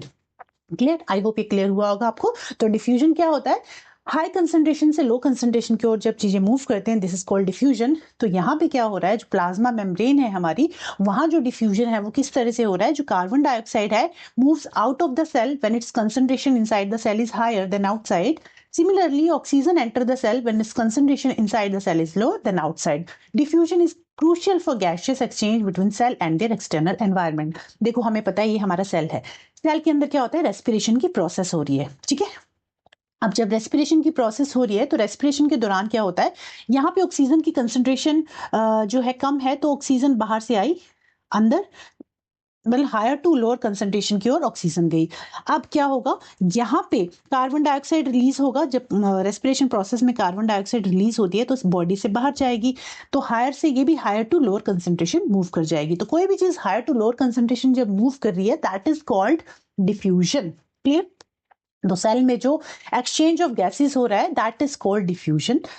अब ऑस्मोसिस क्या है, डिफ्यूजन में तो क्या था, वाटर, ऑक्सीजन, जो ऑक्सीजन और कार्बन डाइऑक्साइड मतलब जो गैसेस थी वो ट्रांसपोर्टेशन, उनकी ट्रांसपोर्टेशन हो रही थी, तो that is called diffusion. Osmosis में क्या है, वाटर का ट्रांसपोर्टेशन हो रहा है, मूवमेंट वाटर की हो रही है। Osmosis is the movement of water molecule through a selectively permeable membrane from a solution with a higher concentration to a solution with a lower concentration. मतलब जब पानी जो है हायर कंसंट्रेशन से लोअर कंसंट्रेशन की ओर जा रहा है, दैट इज कॉल्ड ऑस्मोसिस। मान लीजिए आपके पास एक कंटेनर है, आपने इसको पानी से भर दिया, अब इसमें आपने एक रेजिन डाल दी, मतलब किशमिश डाल दी एक आपने, ठीक है। अब क्या हुआ, रेजिन के अंदर पानी की क्वांटिटी कम थी, बाहर ज्यादा है वाटर, तो क्या हुआ, वाटर जो है हाई कंसंट्रेशन से लोअर कंसंट्रेशन की ओर मूव किया, इस किशमिश के अंदर चला गया पानी, दिस इज कॉल्ड ऑस्मोसिस। और पानी अंदर जाने की वजह से ही ये जो किशमिश है ये फूल जाती है, आपकी स्वेल हो जाती है ना, तो दिस इज कॉल्ड ऑस्मोसिस। अभी जो ऑस्मोसिस है ना, ये अगेन तीन टाइप्स का है, सॉरी दो टाइप का है, endosmosis and exosmosis. Now what is the difference between endosmosis and exosmosis? जब पानी अंदर जाएगा, एंटर कर रहा है, ठीक है, तब हम कहेंगे दिस इज एंडोस्मोसिस। जब पानी किशमिश से मान लो बाहर आए, मान लो अब आपने इस किशमिश को ना एक मिनट, अब मान लीजिए ये किशमिश फूल गई है ना, पानी इसके पास ज्यादा था, ये किशमिश फूल गई, अब आपने क्या किया, इस किशमिश को एक शुगर सॉल्यूशन में डाल दिया, ये शुगर का सॉल्यूशन था, शुगर सॉल्यूशन है जिसमें सोल्यूट का जो अमाउंट है वो ज्यादा है। देखो सॉल्यूशन में क्या है, सोल्यूट प्लस सॉल्वेंट होता है, तो सोल्यूट प्लस सॉल्वेंट मिलके क्या बनाते हैं, सॉल्यूशन बनाते हैं, है ना। तो इसमें शुगर का जो सॉल्यूशन है, इसमें सोल्यूट क्या है, शुगर है, सॉल्वेंट क्या है, पानी है। तो चीनी और पानी को जब आपने मिलाया तो ये एक सॉल्यूशन बन गया, बट इस केस में क्या था, सोल्यूट का अमाउंट काफी ज्यादा था एज कम्पेयर टू सॉल्वेंट, मतलब चीनी ज्यादा थी पानी के कंपैरिजन। अब जब इस किशमिश को आप यहाँ पे डाल दोगे, इस फूली हुई किशमिश को, है ना, आपने इस शुगर सॉल्यूशन में डाल दिया, तो क्या हुआ, इसका जो सारा पानी है, अंदर पानी ज्यादा है, इस किशमिश के अंदर पानी ज्यादा था, बाहर जो पानी कम था, तो पानी जो है हायर कंसंट्रेशन से लोअर कंसंट्रेशन की ओर मूव कर जाएगा, मतलब इससे पानी निकल जाएगा, ये फिर से श्रिंक हो जाएगी, है ना, रेजिन जो है श्रिंक हो जाएगी, क्योंकि पानी जो है हाई कंसंट्रेशन से लोअर कंसंट्रेशन की ओर मूव कर गया, है ना। तो जब higher concentration to lower concentration substance जाता है, जिसे कहते हैं ऑस्मोसिस, ऑस्मोसिस सेल के बाहर, मतलब पानी सेल के अंदर भी जा सकता है और सेल से बाहर भी आ सकता है। अब इस केस में जो फर्स्ट केस था, ए केस मान लीजिए, इसमें क्या हुआ था, पानी बाहर से अंदर की तरफ, अंदर सेल की तरफ गया, ठीक है, तो यहाँ क्या हो गया, स्वेल, ये जो रेजिन है ये फूल गई, है ना। और सेकंड केस में क्या हुआ, पानी जो रेजिन के अंदर था वो बाहर आ गया, तो जो आपकी रेजिन थी ये श्रिंक हो गई, ठीक है। तो इसमें पानी अंदर से बाहर आया, मतलब पानी जब हायर कंसंट्रेशन से लोअर कंसंट्रेशन की ओर मूव कर रहा है, जैसे हम कह रहे हैं ऑस्मोसिस। अब इसमें भी ना तीन केस होते हैं, एक तो आपने टाइप ऑफ ऑस्मोसिस, तो डिफरेंट चीज है, टाइप ऑफ ऑस्मोसिस आपने कर लिया, एंडोस्मोसिस, एक्सोस्मोसिस। जब पानी जो है सेल के अंदर एंटर किया, तो ये जो फर्स्ट केस है, यहाँ क्या हो रहा है, एंडोस्मोसिस, जब पानी जो है रेजिन के अंदर एंटर किया और रेजिन फूल गई, दिस इज कॉल्ड एंडोस्मोसिस। अब पानी जब इस रेजिन से बाहर निकल गया, जिसे हम कहेंगे एक्सोस्मोसिस, एक्सोस्मोसिस, जब पानी जो है इससे बाहर निकल गया, दिस इज कॉल्ड एक्सो, एक्सो मतलब एग्जिट, एग्जिट या आप याद रख सकते हो कि जो पानी है, वाटर मॉलिक्यूल्स हैं वो बाहर आ गए, हायर कंसंट्रेशन से लोअर कंसंट्रेशन जो है मूव कर गए, दिस इज कॉल्ड एक्सोस्मोसिस। तो दो टाइप की ऑस्मोसिस होती है, एक होती है एंडोस्मोसिस जिसमें पानी अंदर एंटर करता है, एक्सोस्मोसिस जिसमें पानी बाहर आ जाता है, ठीक है। अब प्लांट के केस में एक केस है, मतलब एक चीज है, और वो मैं आपको अभी यहीं बता देती हूँ। देखो प्लांट सेल्स के पास ना सेल वॉल प्रेजेंट होती है, मैंने अभी बताया था आपको कि प्लांट सेल्स के पास सेल वॉल होती है, बट एनिमल सेल्स के पास सेल वॉल नहीं होती। तो अगर ये पानी, मान लीजिए कोई हमारे पास सेल है और इसमें पानी भरता जा रहा है, अगर ये एनिमल सेल है, मान लीजिए हमारा आरबीसी है, और इसके अंदर अगर पानी भरता गया भरता गया भरता गया, तो क्या होगा, एक टाइम आएगा कि ये फट जाएगा, ठीक है, ये क्या हो जाएगा, फट जाएगा। बट प्लांट सेल के केस में ऐसा नहीं होता, प्लांट सेल फटता नहीं है, क्यों नहीं फटता, because of this cell membrane, sorry cell wall. ये जो इसकी सेल वॉल है ये काफी रिजिड होती है, ये स्ट्रक्चर और स्ट्रक्चर प्रोवाइड करते हैं, मतलब सपोर्ट प्रोवाइड करती है सेल को। तो ये जो सेल वॉल है काफी रिजिड होती है, जिसकी वजह से इसका जो, इसमें श्रिंकेज हो रही है, या फिर इसमें एकदम से स्वेल अप हो रहा है, तो ये फूलेगा, फटेगा नहीं, इसकी लेयर फटेगी नहीं, क्यों नहीं फटेगी, क्योंकि यहाँ सेल वॉल प्रेजेंट है, जो कि जिसका कि रिजिड स्ट्रक्चर होता है। बाकी सारी चीजें पिचक जाएंगी, ये देखो यहाँ से इस तरह से पिचक जाएंगी, बट ये फटेगा नहीं, पिचक जाएंगी तब तो बिल्कुल नहीं फटेगा, बट अगर स्वेल हो जाएगी तब भी नहीं फटेगा, क्योंकि इसके पास सेल वॉल प्रेजेंट है। इस प्रोसेस को हम कहते हैं प्लाज्मोलिसिस, अभी आगे बताऊंगी क्या है प्लाज्मोलिसिस, ठीक है। तो एनिमल सेल में ऐसा नहीं होता, क्योंकि एनिमल सेल के पास सेल वॉल प्रेजेंट नहीं है, प्लांट सेल के पास सेल वॉल प्रेजेंट है। तो ये क्या है, स्ट्रक्चर, ये क्या सपोर्ट प्रोवाइड करती है सेल को, ठीक है, सेल वॉल, ठीक है। तो यहाँ आपको ऑस्मोसिस समझ आ गया, डिफ्यूजन समझ में आ गया। सेल मेम्ब्रेन में क्या हो रहा है, ऑस्मोसिस भी हो रही है, डिफ्यूजन भी हो रहा है। डिफ्यूजन है जब एक्सचेंज ऑफ गैसेज हो रहा है, दैट इज डिफ्यूजन। जब एक्सचेंज ऑफ वाटर हो रहा है तब हम कहेंगे ऑस्मोसिस। ऑस्मोसिस दो टाइप की है, एंडोस्मोसिस एंड एक्सोस्मोसिस, क्लियर। अब आगे चलते हैं, effects of osmosis on the cell, cell के ऊपर ऑस्मोसिस का क्या अफेक्ट पड़ता है वो मैंने आपको अभी बताया।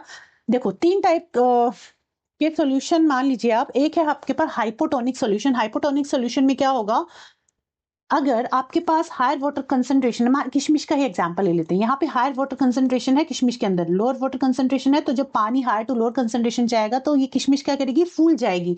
एंड इस सॉल्यूशन को हम कहेंगे हाइपोटोनिक सॉल्यूशन। ये जो हमारे पास सॉल्यूशन है, दिस इज हाइपोटोनिक सॉल्यूशन, जहां पे वाटर की कंसंट्रेशन ज्यादा है। ठीक है, if the surrounding medium has higher water concentration then the cell water enter the cell by osmosis causing the cell to swell। Cell क्या करेगा, स्वेल हो जाएगी, किशमिश क्या करेगी, फूल जाएगी। तो दिस इज हाइपोटोनिक सॉल्यूशन। अगर मैं बात करूं आइसोटोनिक सॉल्यूशन की, तो आइसोटोनिक सॉल्यूशन में क्या होता है, if the surrounding medium has same water concentration as the cell there is no net movement of water। मतलब अब ना पानी किशमिश में जा रहा है, ना मतलब ना अंदर से बाहर पानी जा रहा है, ना बाहर से अंदर। मतलब किशमिश को आपने एक सॉल्यूशन में डाल दिया, ठीक है, एक किशमिश को आपने इस सॉल्यूशन में डाला, तो ना ही पानी अंदर से बाहर जा रहा है, ना ही बाहर से अंदर जा रहा है। तो इस सॉल्यूशन को हम कहेंगे आइसोटोनिक सॉल्यूशन, जहां पे दोनों का कंसंट्रेशन, मतलब जो कंसंट्रेशन है सॉल्यूट का इसमें किशमिश में और इस सॉल्यूशन में इक्वल है, इक्वल अमाउंट है दोनों में, तो कोई मूवमेंट नहीं हो रही है, ना यहाँ से यहाँ सेल से बाहर जा रहा है, ना बाहर से सेल में जा रहा है। So there is no movement. तो इस तरह की जो मूवमेंट है, इस तरह का जो सॉल्यूशन है, उसको हम कहेंगे आइसोटोनिक सॉल्यूशन। इसे हम कहेंगे आइसोटोनिक सॉल्यूशन।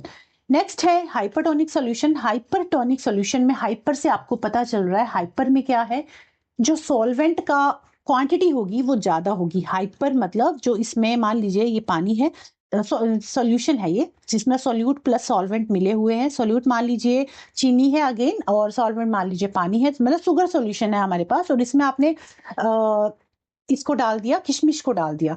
तो अब क्या करेगी, ये जो किशमिश है, किशमिश के अंदर पानी जो है ज्यादा है as compare to this outside, तो किशमिश का पानी निकल के बाहर चला जाएगा, किशमिश श्रिंक कर जाएगी।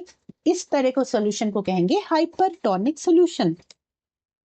ठीक है, तो हाइपोटोनिक, हाइपर का मतलब सिर्फ समझ आ रहा था आपको कि सोल्यूट का अमाउंट ज्यादा है। ठीक है, हाइपोटोनिक में क्या था, हाइपोटोनिक सॉल्यूशन में आउटसाइड यहाँ पे सॉल्वेंट का अमाउंट ज्यादा था, सॉल्वेंट ज्यादा था, और अंदर क्या था, सॉल्वेंट कम था। तो हमेशा जो मूवमेंट होती है ना, वो सॉल्वेंट की होती है, सोल्यूट की नहीं होती। ठीक है, ये याद रखना है आपको।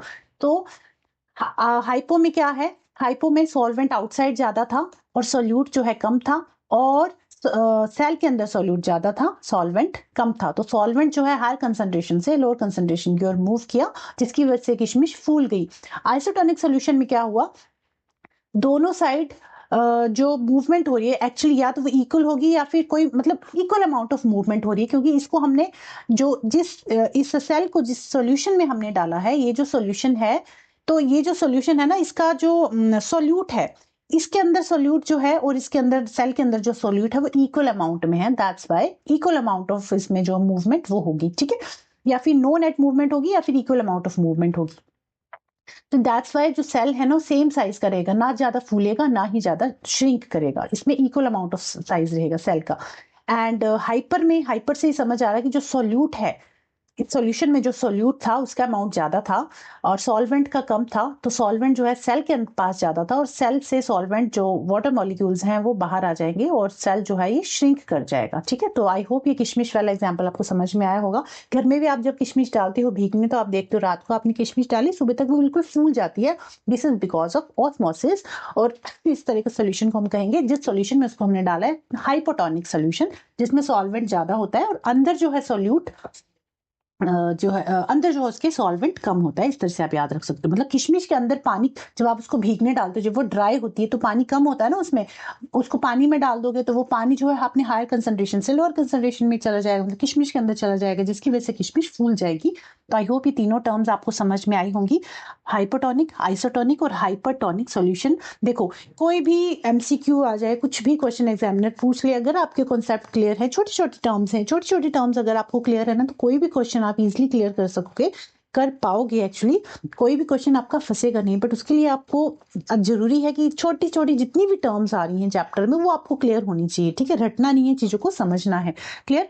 तो हाइपो से हाइपो ओ हाइपो से आप समझ सकते हो कि जो चीजें है ना वो फूल जा रही है, हाइपो ओ से मतलब मोटी हो जाए, जैसे ओ फूला हुआ है ना, वैसे जो हमारा सेल है वो फूल जा रहा है हाइपो में। आइसो में आइसोलेशन, मतलब वो बराबर रहेगा ना, फूलेगा ना श्रिंक करेगा। हाइपर में हाइपर में मतलब श्रिंक श्रिंक कर जा रहा है, ठीक है। तो इस तरह से आप थोड़ा सा चीजों को एग्जाम्पल करके याद रख सकते हो। तो आई होप ये क्लियर हुआ होगा आपको। सेल मेम्ब्रेन हो गया। सेल मेम्ब्रेन में हमने देखा कि किस तरह से ऑस्मोसिस हो रही है, किस तरह से डिफ्यूजन हो रही है। अब नेक्स्ट है सेल वॉल, जो कि सिर्फ प्लांट सेल्स के पास प्रेजेंट होती है, एनिमल सेल्स के पास प्रेजेंट नहीं होती है। और ये एक रिजिड आउटर कवरिंग होती है जो सेल को सपोर्ट प्रोवाइड करती है, प्लांट सेल को सपोर्ट प्रोवाइड करती है। और चाहे कितना भी उसमें आप उसको कितना भी सेल हो जाए, कोई भी सेल कितनी भी ऑस्मोसिस हो जाए, बट सेल जो है, प्लांट सेल जो है वो बर्स्ट नहीं करता। क्यों बर्स्ट नहीं करता? Because of this cell wall. Clear? तो जो सेल वॉल है ना, ये बनी होती है सेलुलोज से। और सेलुलोज क्या है? कॉम्प्लेक्स सब्सटेंस है that provide structural and strength to plants. And इसका फंक्शन क्या है? जो सेल वॉल है, it allow plant, fungal and bacterial cell to withstand with dilute hypotonic external media. मतलब अगर आप इसको हाइपोटोनिक सोल्यूशन में भी डाल दोगे तब भी ये बर्स्ट नहीं करेगा, because of this cell wall. Or in hypotonic media, cell take up water by osmosis, causing them to swell and build up pressure. जब इसमें पानी भर जाएगा, सेल में पानी भर जाएगा, तो ये जो है ना प्रेशर जो है ना, प्रेशर लगाएगा सेल वॉल की तरफ। तो सेल वॉल तो इतनी रिजिड है कि वो फटेगी ही नहीं, वो बर्स्ट नहीं करेगी। तो ये क्या करता है? रिजिड जो सेल वॉल है ना, रिजिडिटी प्रोवाइड करती है सेल को, है ना। और इसी को हम कह रहे हैं प्लाज्मोलिसिस। प्लाज्मोलिसिस एक्चुअली क्या है? When a living part cell loses water through osmosis, the cell content shrink away from the cell wall. जब पानी लूज करेगा और सेल श्रिंक होगा, this phenomena is known as plasmolysis. Plasmolysis can occur only living cell, as dead cells are not able to absorb water by osmosis. ये important point है कि जो plasmolysis है ना, वो सिर्फ लिविंग सेल्स में ही होगी, डेड सेल्स में नहीं होगी, क्योंकि डेड सेल जो है वाटर एब्जॉर्ब नहीं करते with the help of osmosis. ठीक है। इसमें एक एग्जांपल देती हूँ आपको। मान लीजिए हाँ, मान लीजिए आपके पास एक लीफ है, ठीक है, रियो लीफ है। मान लीजिए आपने इसको बॉयल किया। अब आपने इसको बॉयल कर दिया, उसके बाद आपने इस लीफ को एक शुगर सॉल्यूशन में डाल दिया, ठीक है, शुगर सॉल्यूशन में डाल दिया। तो अब मुझे ये बताओ कि क्या होगा? ये जो लीफ है क्या होगा? इसको फूलेगी या नहीं फूलेगी? अगर नहीं फूलेगी तो क्यों नहीं फूलेगी? देखो, इस लीफ को जब आप आइसोटोनिक ये हाइपोटोनिक सॉल्यूशन में डाल रहे हो ना, तो ये स्वेल नहीं करेगी। क्यों नहीं स्वेल करेगी? क्योंकि ये जो लीफ है ऑलरेडी डेड हो चुका है, क्योंकि आपने इसको गर्म गर्म पानी में पहले ही उबाल दिया, तो ये डेड हो चुका है। और डेड पानी जो है, डेड वाटर जो है, उसमें जो प्लाज्मोलिसिस है वो नहीं होगा। मतलब इसमें जो लीफ है, इसमें पानी एब्जॉर्ब नहीं हो पाएगी, मतलब इसमें कोई प्रोसेस नहीं होगी, वाटर एब्जॉर्ब नहीं करेगा ये, क्योंकि इसमें जो सेल है ये ऑलरेडी डेड हो चुका है। ठीक है। उसके अलावा plant have cell wall for structural support. ये जो सेल वॉल होता है स्ट्रक्चरल सपोर्ट प्रोवाइड करता है, प्रोटेक्शन करता है, वाटर रेगुलेशन करता है, ट्रांसपोर्टेशन ऑफ न्यूट्रिएंट्स में हेल्प करता है। Animal lack cell wall because they need flexibility, more mobility, specialised tissue and efficient osmoregulation. Plant cells, animal cells के पास सेल वॉल नहीं होती। अब एक और इंपॉर्टेंट पॉइंट है जहां से क्वेश्चन बनता है कि जो प्लांट्स की सेल वॉल है किससे बनी होती है? प्लांट्स की सेल वॉल तो बनी होती है सेलुलोज से। बैक्टीरिया की जो सेल वॉल है वो किससे बनी होती है? पेप्टाइडोग्लाइकन से। बैक्टीरिया की सेल वॉल पेप्टाइडोग्लाइकन से बनी होती है। और जो फंगस है उनकी जो सेल वॉल है वो बनी होती है काइटिन से। तो ये तीनों टर्म्स याद रखनी है। प्लांट की सेल वॉल किससे बनी होती है? सेलुलोज से। बैक्टीरिया की पेप्टाइडोग्लाइकन से। और फंगस की सेल वॉल काइटिन से बनी होती है। 1 मार्क्स का क्वेश्चन पूछा जाता है, तो आपको याद रखनी है चीजें। ठीक है। अब ये हो गया हमारा सेल वॉल। सेल वॉल के बाद न्यूक्लियस और फिर साइटोप्लाज्म में जितनी भी ऑर्गेनेल्स है प्रेजेंट है वो हम डिस्कस करेंगे। ठीक है। तो न्यूक्लियस क्या है? न्यूक्लियस के पास एक्चुअली हमारा जेनेटिक मटेरियल प्रेजेंट होता है। तो हमारे अंदर जितनी भी हमारे पेरेंट्स के जीन्स जो हमारे अंदर आते हैं, हम कहते हैं ना पेरेंट्स के जीन्स, जैसे फॉर एग्जांपल कईयों की आईज का रंग अपने पेरेंट्स की आई से मिलता है, कईयों के हेयर जो है अपने पेरेंट्स से मिलते हैं। तो हमारे जो कैरेक्टर्स हमारे पेरेंट्स से मिलते हैं, रिजेंबल करते हैं, that is all because of this nucleus. Because इसके पास जो जेनेटिक मटेरियल है जो हमें हमारे पेरेंट्स से मिला है। ठीक है। और ये जो जेनेटिक मटेरियल है ये क्या है? It is in the form of DNA. DNA की फुल फॉर्म क्या होती है? Deoxyribose nucleic acid. Deoxyribose nucleic acid. Deoxyribose nucleic acid, ये है डीएनए की full form. It is surrounded by double membrane called the nuclear envelope. अच्छा, आपको एक और चीज याद रखनी है। जो हमारा प्लास्टिड तो अभी प्लांट्स में पढ़ेंगे हम, बट जो न्यूक्लियस है ना ये डबल मेम्ब्रेन होता है। ये क्वेश्चन भी पूछा जाता है कि कौन सा जो पार्ट है, आपको 4 ऑप्शन दे दिए जाएंगे कि which one is double membrane. तो जो हमारा न्यूक्लियस है ना वो हमारा डबल मेम्ब्रेन होता है। उसके आगे हम एक माइटोकॉन्ड्रिया, जो सेल ऑर्गेनेल पढ़ेंगे, माइटोकॉन्ड्रिया जिसे power house of the cell भी कहते हैं, that is also double membrane. उसके पास भी 2 लेयर्स होती हैं इस तरह से।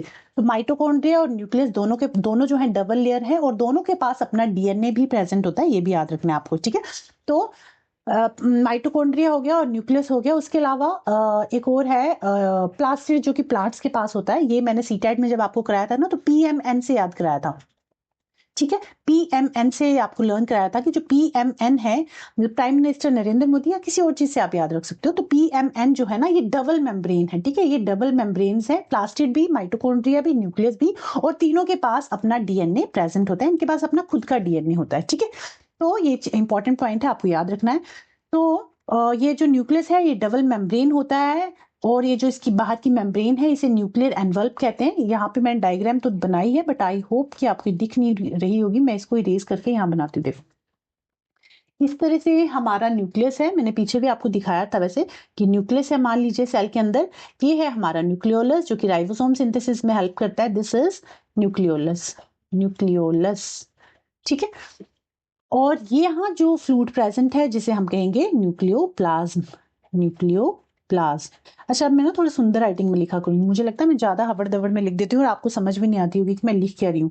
अच्छा, ये जो न्यूक्लियर एनवल्प है ना, यहाँ मैंने ऐसे बना दी। इस तरह से पोर्स प्रेजेंट होते हैं जिसे कहते हैं न्यूक्लियर पोर। यहाँ पे पोर्स प्रेजेंट होंगे जिसे कहेंगे न्यूक्लियर पोर, जो कि ट्रांसपोर्टेशन मतलब एक्सचेंज ऑफ सब्सटेंसेस के लिए इंपॉर्टेंट होता है। यहाँ पे पोर्स प्रेजेंट होते हैं ताकि जो साइटोप्लाज्म से कोई सामान आ रहा है या न्यूक्लियस कोई सामान जा रहा है इसके पास साइटोप्लाज्म में, सेल में, तो एक्सचेंज के लिए ये पोर जो है काफी इंपॉर्टेंट रोल प्ले करते हैं। तो दैट्स व्हाई जो पोर है न्यूक्लियर पोर कहते हैं, जहां पे एक्सचेंज होता है सब्सटेंसेस का आदान प्रदान, ठीक है।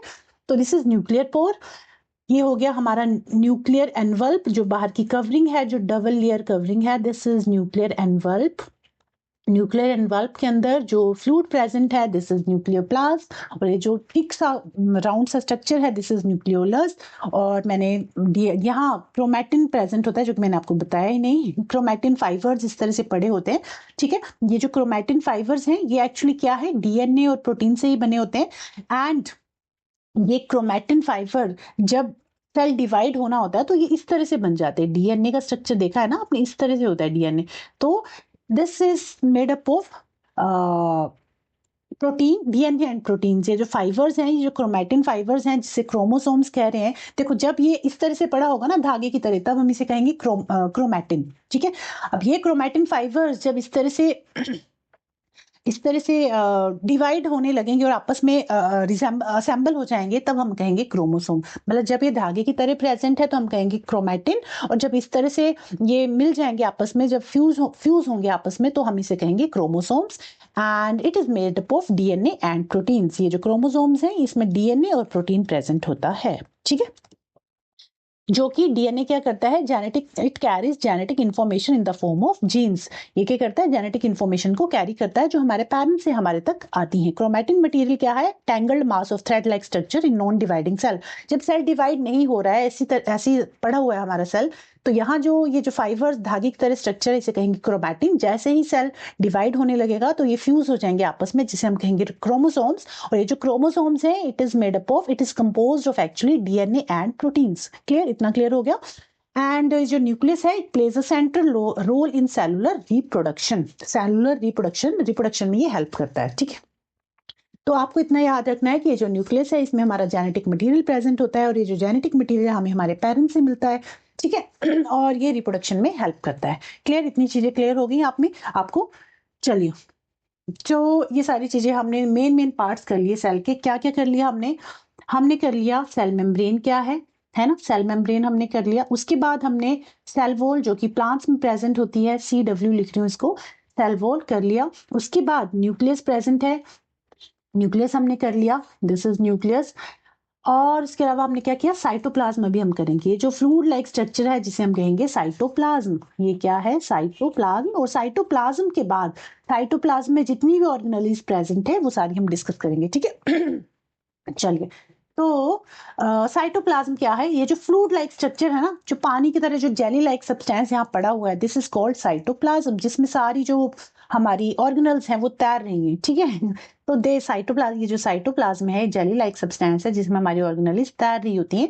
और ये जो साइटोप्लाज्म है ना, ये किससे मिलकर बना होता है? इसमें क्या क्या प्रेजेंट होता है? इसमें प्रेजेंट होता है साइटोसोल प्लस ऑर्गेनल्स, जो जितनी भी सेल ऑर्गेनल्स हमारी प्रेजेंट है, साइटोसोल प्लस ऑर्गेनल्स। और ये जो साइटोसोल है, मतलब ये जो फ्लूइड है, इसमें एक्चुअली प्रेजेंट क्या है? तो इसमें 90% तो वाटर होता है, 90% वाटर है, 7% प्रोटीन है, 7% प्रोटीन, 2% कार्बोहाइड्रेट, 2% क्या है? कार्बोहाइड्रेट, और 1% other substances like lipid, iron, mineral, enzymes, ये सारी चीजें प्रेजेंट होती हैं, ठीक है। 90% इसमें वाटर है, 7% प्रोटीन, 2% कार्बोहाइड्रेट, 1% बाकी के जो आयंस और मिनरल्स हैं वो प्रेजेंट होते हैं किसमें? साइटोसोल में। और ये साइटोसोल क्या है? वो जो fluid like jelly like substance है, दैट इज कॉल्ड साइटोसोल। तो साइटोप्लाज्म में एक्चुअली साइटोसोल प्रेजेंट है और सेल ऑर्गेनल्स प्रेजेंट है, और ये दोनों मिलके क्या बना रही है? Cytoplasm. Clear? So cytoplasm is gel-like substance that fills the entire cell and surround its organelles, creating a semi-fluid environment. It serves as medium for various cellular activities, including metabolic reactions, protein synthesis, transportation of molecule within the cell. It is divided into two parts. First is cytosol, second is cell organelles, जो भी हमने, ठीक है। तो ये जो cell organelles हैं इनके बारे में डिस्कस करेंगे इन डिटेल।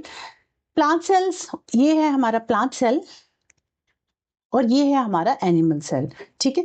तो कुछ कुछ ऑर्गेनेलिज तो सेम हैं, कुछ कुछ ऑर्गेनेलिज जो है डिफरेंट है। कौन से ऑर्गेनेलिज जो है प्लांट सेल में होती हैं बट एनिमल सेल में नहीं होती, कुछ ऑर्गेनेलिज एनिमल सेल में होती हैं प्लांट सेल में नहीं होती, वो कौन कौन सी हैं वो हम आगे डिस्कस करेंगे। बट उससे पहले सेल ऑर्गेनल्स करने से पहले थोड़ा सा मैं आपको डिफाइन कर देती हूँ कि जो डिफरेंट सेल ऑर्गेनल्स हम करने वाले हैं, कौन कौन से ऑर्गेनल्स हैं और किस ऑर्गेनल का क्या काम होता है, ठीक है। तो थोड़ा सा मैं वो बता देती हूँ आपको, ठीक है। तो चलिए देखो, हमने अभी डिस्कस किया, थोड़ा सा एक और बात बता देती हूँ कि इस तरह से हमारा सेल होता है, हमारी सेल की सेल मेम्ब्रेन है जिसे मैं सीएम लिख रही हूँ, एंड ये प्लांट सेल के पास एक और वॉल होती है जिसे सेल वॉल कहते हैं, सेल वॉल। यहाँ पे एक न्यूक्लियस प्रेजेंट है, दिस इज न्यूक्लियस, ठीक है। न्यूक्लियर एनवल्प प्रेजेंट है और न्यूक्लियोलस प्रेजेंट है, ये सब प्रेजेंट है यहाँ पे। यहाँ पे साइटोप्लाज्म प्रेजेंट है, fluid like jelly like substance present है, और इस जेली लाइक सब्सटेंस में हमारी सारी जो सेल ऑर्गेनेलीज हैं वो प्रेजेंट है। Different cell organelles different different function perform करती है, तो कौन सी सेल ऑर्गेनेली कौन सा फंक्शन परफॉर्म कर रही है वो हम डिस्कस करेंगे। तो पहले हम डिस्कस करेंगे एंडोप्लाज्मिक रेटिकुलम के बारे में। पहली ऑर्गेनेली है हमारी एंडोप्लाज्मिक रेटिकुलम, एंडोप्लाज्मिक रेटिकुलम जिसे ईआर भी कहते हैं। और ये जो एंडोप्लाज्मिक रेटिकुलम है ना, दो टाइप का होता है, एक होता है स्मूथ एंडोप्लाज्मिक रेटिकुलम और एक होता है रफ एंडोप्लाज्मिक रेटिकुलम। तो ये जो रफ एंडोप्लाज्मिक रेटिकुलम है, इसका स्ट्रक्चर अभी आगे बताऊंगी किस तरह से होता है। इस तरह से होता है, इसमें रफ इस तरह से ना, ये रफ क्यों होता है? क्योंकि इनकी जो बॉडी है इस सेल की, इसके ऊपर इस तरह से सर्कुलर सा स्ट्रक्चर प्रेजेंट होता है जिसे कहते हैं राइबोसोम्स, ठीक है। ये जो एंडोप्लाज्मिक रेटिकुलम है, राइबोसोम्स, ये जो देखो एंडोप्लाज्मिक रेटिकुलम टू टाइप्स का है, एक है स्मूथ एंडोप्लाज्मिक, एक है रफ एंडोप्लाज्मिक रेटिकुलम। ये जो रफ एंडोप्लाज्मिक रेटिकुलम है ये रफ इसलिए है क्योंकि इसकी बॉडी पे ऊपर इस तरह से सर्कुलर सा स्ट्रक्चर प्रेजेंट है जिसे कहते हैं राइबोसोम्स। और राइबोसोम्स क्या करते हैं? प्रोटीन सिंथेसिस में हेल्प करता है, ठीक है। राइबोसोम्स क्या कर रहे हैं? प्रोटीन सिंथेसिस में हेल्प करते हैं, इतना आपको याद होना चाहिए। उसके अलावा जो स्मूथ एंडोप्लाज्मिक रेटिकुलम है, ये स्मूथ है, इसके ऊपर कोई सर्कुलर स्ट्रक्चर प्रेजेंट नहीं है, इसका जो सरफेस है स्मूथ है बिल्कुल, एंड ये क्या करता है? लिपिड सिंथेसिस में हेल्प करता है, लिपिड की सिंथेसिस में हेल्प करता है, ठीक है। तो रफ एंडोप्लाज्मिक रेटिकुलम में क्या हो रहा है? राइबोसोम्स प्रेजेंट है जो प्रोटीन सिंथेसिस में हेल्प कर रहा है। स्मूथ एंडोप्लाज्मिक रेटिकुलम क्या है? लिपिड सिंथेसिस में हेल्प कर रहा है। तो एक क्या कर रहा है? प्रोटीन को सिंथेसाइज कर रहा है और लिपिड को सिंथेसाइज कर रहा है और ट्रांसपोर्टेशन कर रहा है प्रोटीन और लिपिड्स की। इतना क्लियर हो गया? एंडोप्लाज्मिक रेटिकुलम में ने क्या किया? प्रोटीन और लिपिड्स को बनाया और उनको ट्रांसपोर्ट किया प्लांट्स के सेल्स के अदर पार्ट में, प्लांट नहीं मतलब प्लांट और एनिमल दोनों के ही जो सेल के अनदर पार्ट हैं जहां पे प्रोटीन की जरूरत है, जहां पे लिपिड की जरूरत है, उनको ट्रांसपोर्ट कर रहा है कौन? Endoplasmic reticulum. इतना क्लियर हो गया? सेकंड सेल ऑर्गेनेली पे चलिए, गोल्जी अपरेटस। गोल्जी अपरेटस अब क्या हुआ? इसने तो ट्रांसपोर्ट कर दिया, सिंथेसाइज कर दिया प्रोटीन और लिपिड्स को, ट्रांसपोर्ट कर दिया। अब बारी है गोल्जी अपरेटस की। गोल्जी अपरेटस ना सॉरी, गोल्जी एपरेटस ना एक पोस्टमैन की तरह, मतलब पोस्ट ऑफिस की तरह बिहेव करता है, पोस्ट ऑफिस की, इसे post office of the cell भी कहते हैं। किसको? गोल्जी एपरेटस को। गोल्जी एपरेटस क्या कर रहा है? पोस्ट ऑफिस की तरह बिहेव कर रहा है। ये क्या करेगा? ये जो लिपिड और प्रोटीन सिंथेसिस ट्रांसपोर्ट होके आए हैं, ये गोल्जी एपरेटस के पास आए। गोल्जी एपरेटस ने इसको क्या किया? पैक करेगा, सॉरी पहले मॉडिफाई करेगा। अगर कुछ किसी मॉडिफिकेशन की जरूरत है तो उसको थोड़ा सा मॉडिफाई करेगा, मॉडिफिकेशन करेगा, पैक करेगा और जहां पे जिस साइट पे इनकी जरूरत है वहां पे ट्रांसफर कर देगा, वहां पे भेज देगा। ठीक है, मॉडिफाई किया, पैक किया और ट्रांसफर कर दिया। किसने? गोल्जी एपरेटस ने। जैसे पोस्ट ऑफिस का काम होता है वैसे ही गोल्जी एपरेटस का काम होता है। इतना क्लियर हो गया? दो जो हमारी ऑर्गेनल्स हैं वो क्लियर होगी आपको। उसके अलावा इसका एक और काम होता है, ये ना लाइसोसोम की सिंथेसिस में भी हेल्प करता है, लाइसोसोम्स भी बनाता है। लाइसोसोम्स क्या करते हैं? Lysosomes are also called suicidal bag of the cell. Lysosomes क्या करते हैं? थर्ड ऑर्गेनली है, ये भी डिस्कस कर लेते हैं। थर्ड ऑर्गेनली है लाइसोसोम, जो कि गोल्जी एपरेटस इसके फॉर्मेशन में हेल्प करता है लाइसोसोम्स की। तो लाइसोसोम्स क्या कर रहे हैं? डाइजेस्टिव एंजाइम्स सिक्रीट करते हैं। ये क्या करते हैं? डाइजेस्टिव एंजाइम्स सिक्रीट करते हैं। और ये डाइजेस्टिव एंजाइम्स क्या करती हैं? अगर किसी सेल में किसी तरह की प्रॉब्लम है, कोई रप्चर हो चुका है, खराब हो चुका है, अगर तो वो सेल ठीक हो सकता है तो उसको ठीक करेगा लाइसोसोम्स। ठीक है, डाइजेस्टिव एंजाइम्स की हेल्प से। और अगर वो बिल्कुल बेकार हो चुका है, खराब हो चुका है, किसी काम का नहीं है, तो वो उसको क्या कर देगा? मतलब वो फट जाएगा, उसको डाइजेस्टिव एंजाइम्स की हेल्प से वो लाइसोसोम क्या करेगा? उसको डिस्ट्रॉय कर देगा। That's why it is called suicidal bag of the cell. ये क्वेश्चन भी आता है, आपको पता होना चाहिए, which is suicidal bag of the cell. किसको कहते हैं? लाइसोसोम्स को। क्यों कहते हैं? क्योंकि ये क्या करता है? जो सेल बेकार हो चुका है उसको बर्स्ट करने में हेल्प करता है with the help of some digestive enzymes. तो ये होगी हमारी थर्ड सेल ऑर्गेनलीज। ठीक है, नेक्स्ट है और ऑर्गेनल है हमारी गोल्जी एपरेटस हो गया, लाइसोसोम हो गया, एंडोप्लाज्मिक रेटिकुलम हो गया। अब बारी है सॉरी, अब बारी है उसके बाद सिंथेसाइज हो जाएगा, उसके बाद ये चली जाएगी, बारी है माइटोकॉन्ड्रिया की, है ना। तो mitochondria is power house of the cell. जो माइटोकॉन्ड्रिया है that is also called power house of the cell. और उसको power house of the cell क्यों कहते हैं? बिकॉज माइटोकॉन्ड्रिया में ही रेस्पिरेशन की प्रोसेस है, जहां पे एनर्जी रिलीज होती है और यही एनर्जी हम यूज करते हैं, हमारी बॉडी यूज करती है टू परफॉर्म एनी फंक्शन। कोई भी काम करने के लिए हमारी बॉडी जो यूज कर रही है टू डू एनी वर्क और एनी फंक्शन, इसी एनर्जी को यूज करती है। और ये जो एनर्जी है it is in the form of ATP, adenosine triphosphate. ठीक है, so that's why it is called power house of the cell, because ये क्या करता है? माइटोकॉन्ड्रिया, एनर्जी रिलीज होती है हमारे सेल में, जो एनर्जी रिलीज हो रही है यही एनर्जी जो है हम फिर काम करने के लिए यूज करते हैं। और ये जो प्रोसेस है कहाँ हो रही है? माइटोकॉन्ड्रिया में। जो रेस्पिरेशन की प्रोसेस है उसी से एनर्जी रिलीज होती है in the form of ATP, है ना। मान लीजिए हमारा सेल है, ये माइटोकॉन्ड्रिया है, और माइटोकॉन्ड्रिया भी डबल लेयर है, ये आपको पता होना चाहिए। और माइटोकॉन्ड्रिया के पास भी अपना डीएनए प्रेजेंट होता है। ठीक है, अभी बताया था ना, पीएमएन से याद रखना, पी से प्लास्टिड, प्लास्टिड के पास भी डबल लेयर है, अपना डीएनए है। एम से माइटोकॉन्ड्रिया, माइटोकॉन्ड्रिया भी डबल लेयर है एंड इसके पास भी अपना डीएनए है। थर्ड है एन, एन से न्यूक्लियस, न्यूक्लियस भी डबल मेम्ब्रेन है और उसके पास भी अपना डीएनए प्रेजेंट होता है। ठीक है, पीएमएन दोनों तीनों ही डबल लेयर है और तीनों के पास अपना डीएनए प्रेजेंट है, ये आपको याद रखना है। अच्छा, mitochondria power house of the cell कहते हैं क्योंकि यहाँ पे जो सेलुलर रेस्पिरेशन है वो होती है। रेस्पिरेशन प्रोसेस आपको पता है क्या है? सेलुलर रेस्पिरेशन में क्या होता है? जो ऑक्सीजन है वो बाइंड करेगी ग्लूकोज के साथ C6H12O6 और ये इसको कन्वर्ट कर देगा किसमें? Carbon dioxide plus water plus oxygen. तो ये ऑक्सीजन हमारी बॉडी यूज करेगी इन the form of ATP and carbon dioxide जो है बॉडी से बाहर चला जाएगा और वाटर जो है हमारी बॉडी यूटिलाइज कर लेगी। And this is exothermic reaction. Because why it is exothermic? क्योंकि जब ये प्रोसेस होती है तो some amount of heat is also release, that's why it is called exothermic reaction. ठीक है, तो ये माइटोकॉन्ड्रिया में हो रहा है और एनर्जी रिलीज हो रही है, that's why it is called power house of the cell. तो आपसे अगर क्वेश्चन में पूछा जाए कि power house of the cell किसे कहते हैं, तो किसे कहते हैं? माइटोकॉन्ड्रिया को, power house of the cell. और सुसाइडल बैग कौन से सेल को कहते हैं? मतलब सेल के कौन से ऑर्गेनल को कहते हैं? तो लाइसोसोम को सुसाइडल बैग कहते हैं। ठीक है, क्यों कहते हैं वो आपको क्लियर हो गया? क्योंकि डाइजेस्टिव एंजाइम से सिक्रीट करता है, जिसकी हेल्प से अगर कोई सेल हमारा खराब हो चुका है तो उसको जो है डिस्ट्रॉय करने के काम आता है। कौन करता है destroy? Lysosome with the help of some digestive enzymes. Clear? Mitochondria clear हो गया। अब कुछ और ऐसी ऑर्गेनलीज हैं जो सिर्फ प्लांट सेल्स में प्रेजेंट होती है, दैट इज प्लास्टिड्स। प्लास्टिड्स जो है सिर्फ प्लांट सेल्स में प्रेजेंट होते हैं। वैक्यूल की अगर मैं बात करूं तो प्लांट सेल के पास सिर्फ एक सिंगल वैक्यूल होता है और काफी बड़े साइज का होता है, जबकि और ये वैक्यूल क्या करता है, स्टोरेज के काम आता है। ये क्या करता है, चीजों को स्टोर करके रख लेता है। ठीक है, वैक्यूल क्या करता है, चीजों को स्टोर करके रख लेता है। जैसे एनिमल सेल है ना, उनके पास भी वैक्यूल्स तो होते हैं, बट काफी छोटे छोटे साइज के होते हैं, न्यूमरस होते हैं बट छोटे छोटे साइज के होते हैं।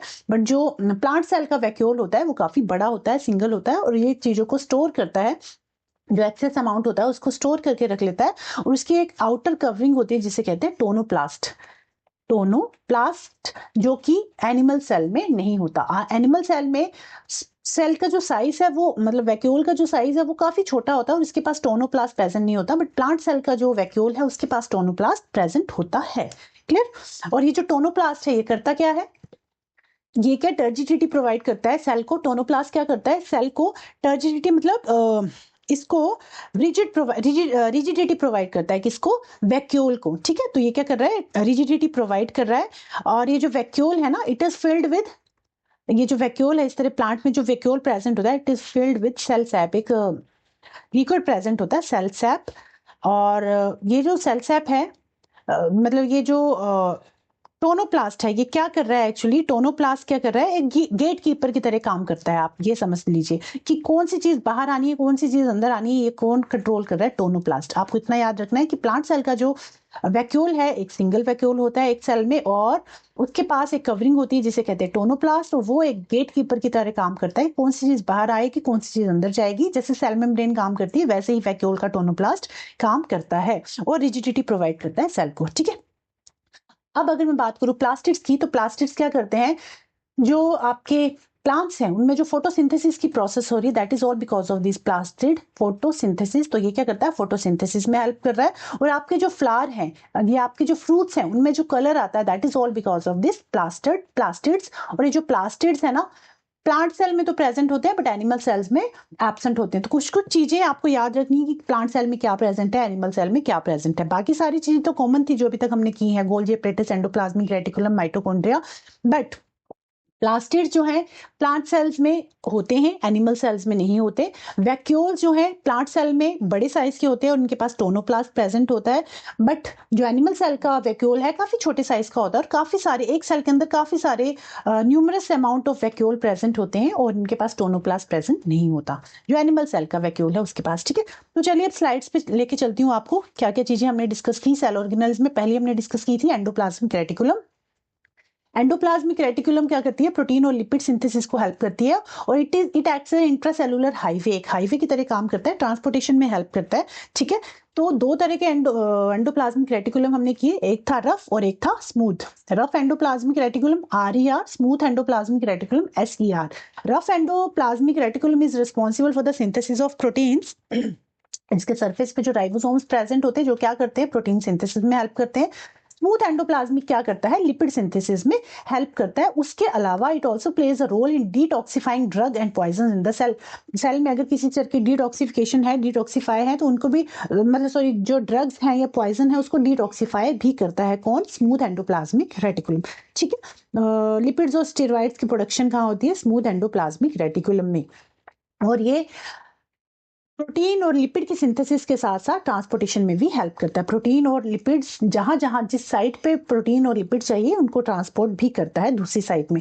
ठीक है, तो गोल्जी एपरेटस में जैसे ट्रांसपोर्ट कर दिया किसने, एंडोप्लाज्मिक रेटिकुलम में प्रोटीन और लिपिड को सिंथेसाइज किया, बनाया और ट्रांसपोर्ट कर दिया, गोल्जी एपरेटस को भेज दिया। अब गोल्जी एपरेटस क्या करेगा, उसको मॉडिफाई करेगा, स्टोर करेगा और फिर ट्रांसफर कर देगा। और उसके अलावा लाइसोसोम्स की फॉर्मेशन भी कहाँ होती है, गोल्जी एपरेटस में ही होती है। ये सारी चीजें वही है जो मैं आपको पीछे बता के आई हूँ। It can also synthesise complex sugar from simple sugar, simple sugar से कॉम्प्लेक्स शुगर भी सिंथेसाइज करता है कौन, Golgi apparatus. Clear, Golgi apparatus pack करता है चीजों को, डिस्पैच करेगा और synthesise near to ER to various target inside and outside the cell. मतलब इसका जो मेन काम है पैकेजिंग का है, मॉडिफिकेशन का है। ठीक है, ये आपको याद रखना है। स्टोरेज करेगा, मॉडिफाई करेगा, पैकेजिंग करेगा इनटू वेसिकल्स। क्लियर। नेक्स्ट है लाइसोसोम्स। लाइसोसोम क्या करती हैं, इट इज प्रोड्यूस्ड बाय, अच्छा, membrane bound sac filled with digestive enzyme, इनके पास डाइजेस्टिव एंजाइम होते हैं, produced by rough endoplasmic reticulum. और जो गोल्जी एपरेटस है ना वो रफ एंडोप्लाज्मिक रेटिकुलम के साथ अटैच्ड होता है। इसका क्या फंक्शन है, वेस्ट डिस्पोजल में हेल्प करता है। और उसके अलावा breaking down all organic material को सिंपल सब्सटेंस में ब्रेक कर देगा। क्लीनिनेस का काम करता है, अगर कोई सेल खराब हो चुका है तो उसको क्या कर देगा, बर्स्ट कर देगा। And that's why it is also called suicidal bag of the cell. ठीक है, कौन सी सेल का क्या काम है, ज्यादा आपको होच पोच नहीं रखना है दिमाग में, बस चीजें याद रखना है। एंडोप्लाज्मिक रेटिकुलम क्या कर रहा है, प्रोटीन और लिपिड सिंथेसाइज कर रहा है और ट्रांसपोर्ट कर रहा है गोल्जी एपरेटस के पास। गोल्जी एपरेटस क्या कर रहा है, चीजों को मॉडिफाई करेगा, स्टोर करेगा और फिर वो ट्रांसफर करेगा एंड उसके साथ साथ लाइसोसोम्स को भी बनाएगा। और लाइसोसोम्स क्या करेंगे, सुसाइडल बैग की तरह बिहेव करते हैं, सेल को क्लीन रखते हैं और जब कोई सेल खराब हो जाए तो उसको बर्स्ट कर देता है। That's why it is called suicidal bag of the cell. और ये सब चीजें डाइजेस्टिव एंजाइम्स की हेल्प से करते हैं, कौन, लाइसोसोम्स। ठीक है, अब है माइटोकॉन्ड्रिया। ये सारी चीजें मैं पीछे बता के आई हूँ, इसलिए थोड़ा सा जल्दी से बता रही हूँ। आप ये जो चीजें लिखी हुई हैं पढ़ लेना, इनमें सब वही है जो मैं अभी समझा के आई हूँ। It is also known as power house of the cell. Two membranes होती हैं, outer membrane and deeply folded inner membrane which increase the surface area for ATP generating reactions. ठीक है, इस तरह से इसके माइटोकॉन्ड्रिया का स्ट्रक्चर होता है, दो डबल लेयर है, ये आउटर मेम्ब्रेन है, ये इनर मेम्ब्रेन है एंड ये मैट्रिक्स रीजन है। और उसके अलावा जो एनर्जी फॉर्मेशन होती है वो कहाँ होती है, माइटोकॉन्ड्रिया में होती है। सेलुलर रेस्पिरेशन माइटोकॉन्ड्रिया में हो रही है जहां पे एनर्जी रिलीज होती है।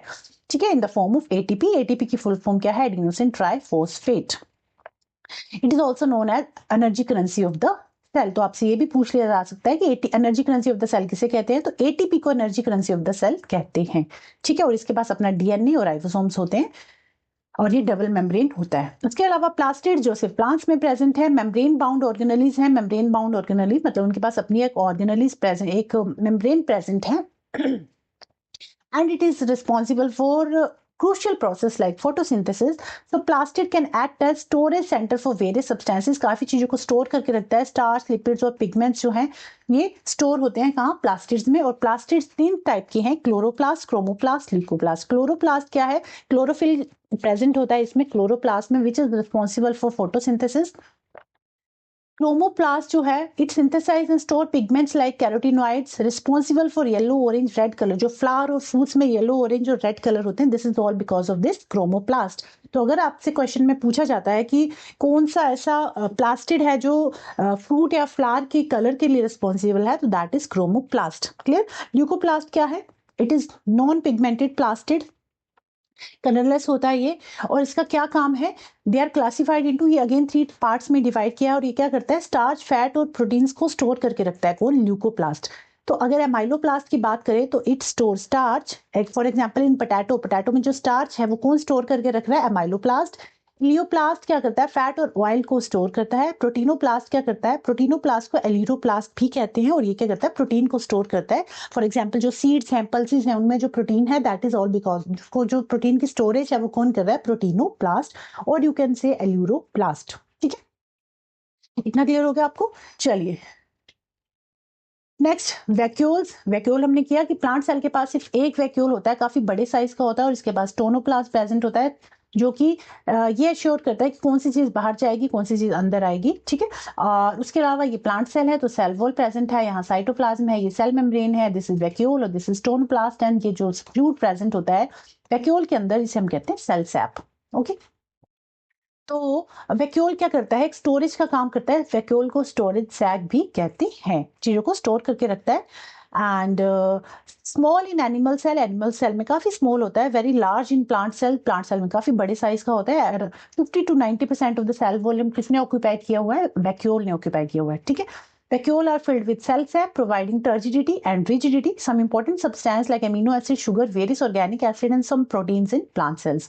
Single-celled organism like amoeba, food vacuole contain ingested food. Specialized vacuole in some unicellular expel excess water and waste.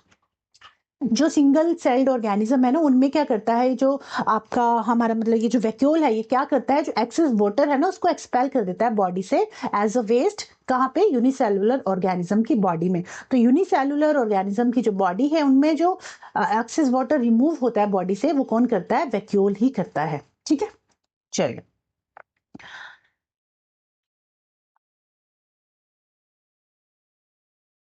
अच्छा, मैंने पीछे आपको एक चीज बताई थी, उसमें आप कंफ्यूज मत होना।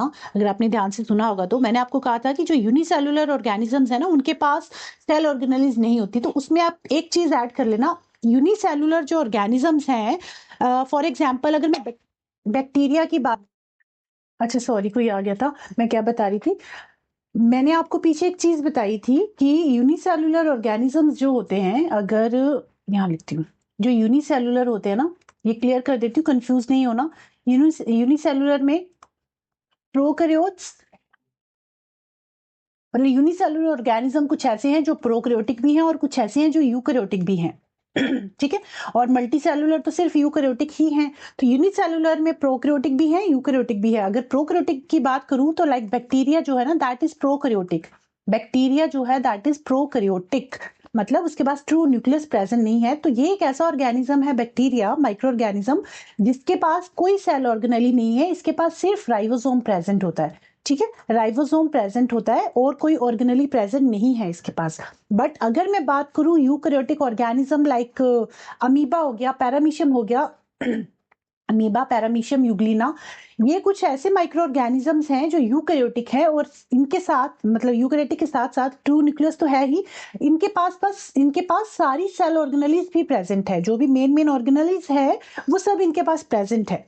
फिर ठीक है, तो कंफ्यूज नहीं होना है कि यूनिसेलुलर के पास तो ये नहीं है, क्या नहीं है, ऑर्गेनेलीज नहीं है। यूनिसेलुलर के पास जो प्रोकैरियोट्स है ना, उनके पास ऑर्गेनेलीज नहीं है, उनके पास सिर्फ डीएनए प्रेजेंट है उनके न्यूक्लियोइड में, और राइबोसोम प्रेजेंट है एज अ सेल ऑर्गेनेली जो प्रोटीन सिंथेसिस में हेल्प करता है। बट जो कुछ ऐसे यूकैरियोटिक हैं जो यूनिसेलुलर है, यूकैरियोटिक भी हैं लाइक अमीबा और पैरामीशियम, तो उनके पास सेल ऑर्गेनेलीज प्रेजेंट होती हैं। ये आप याद रखना, कंफ्यूज मत होना।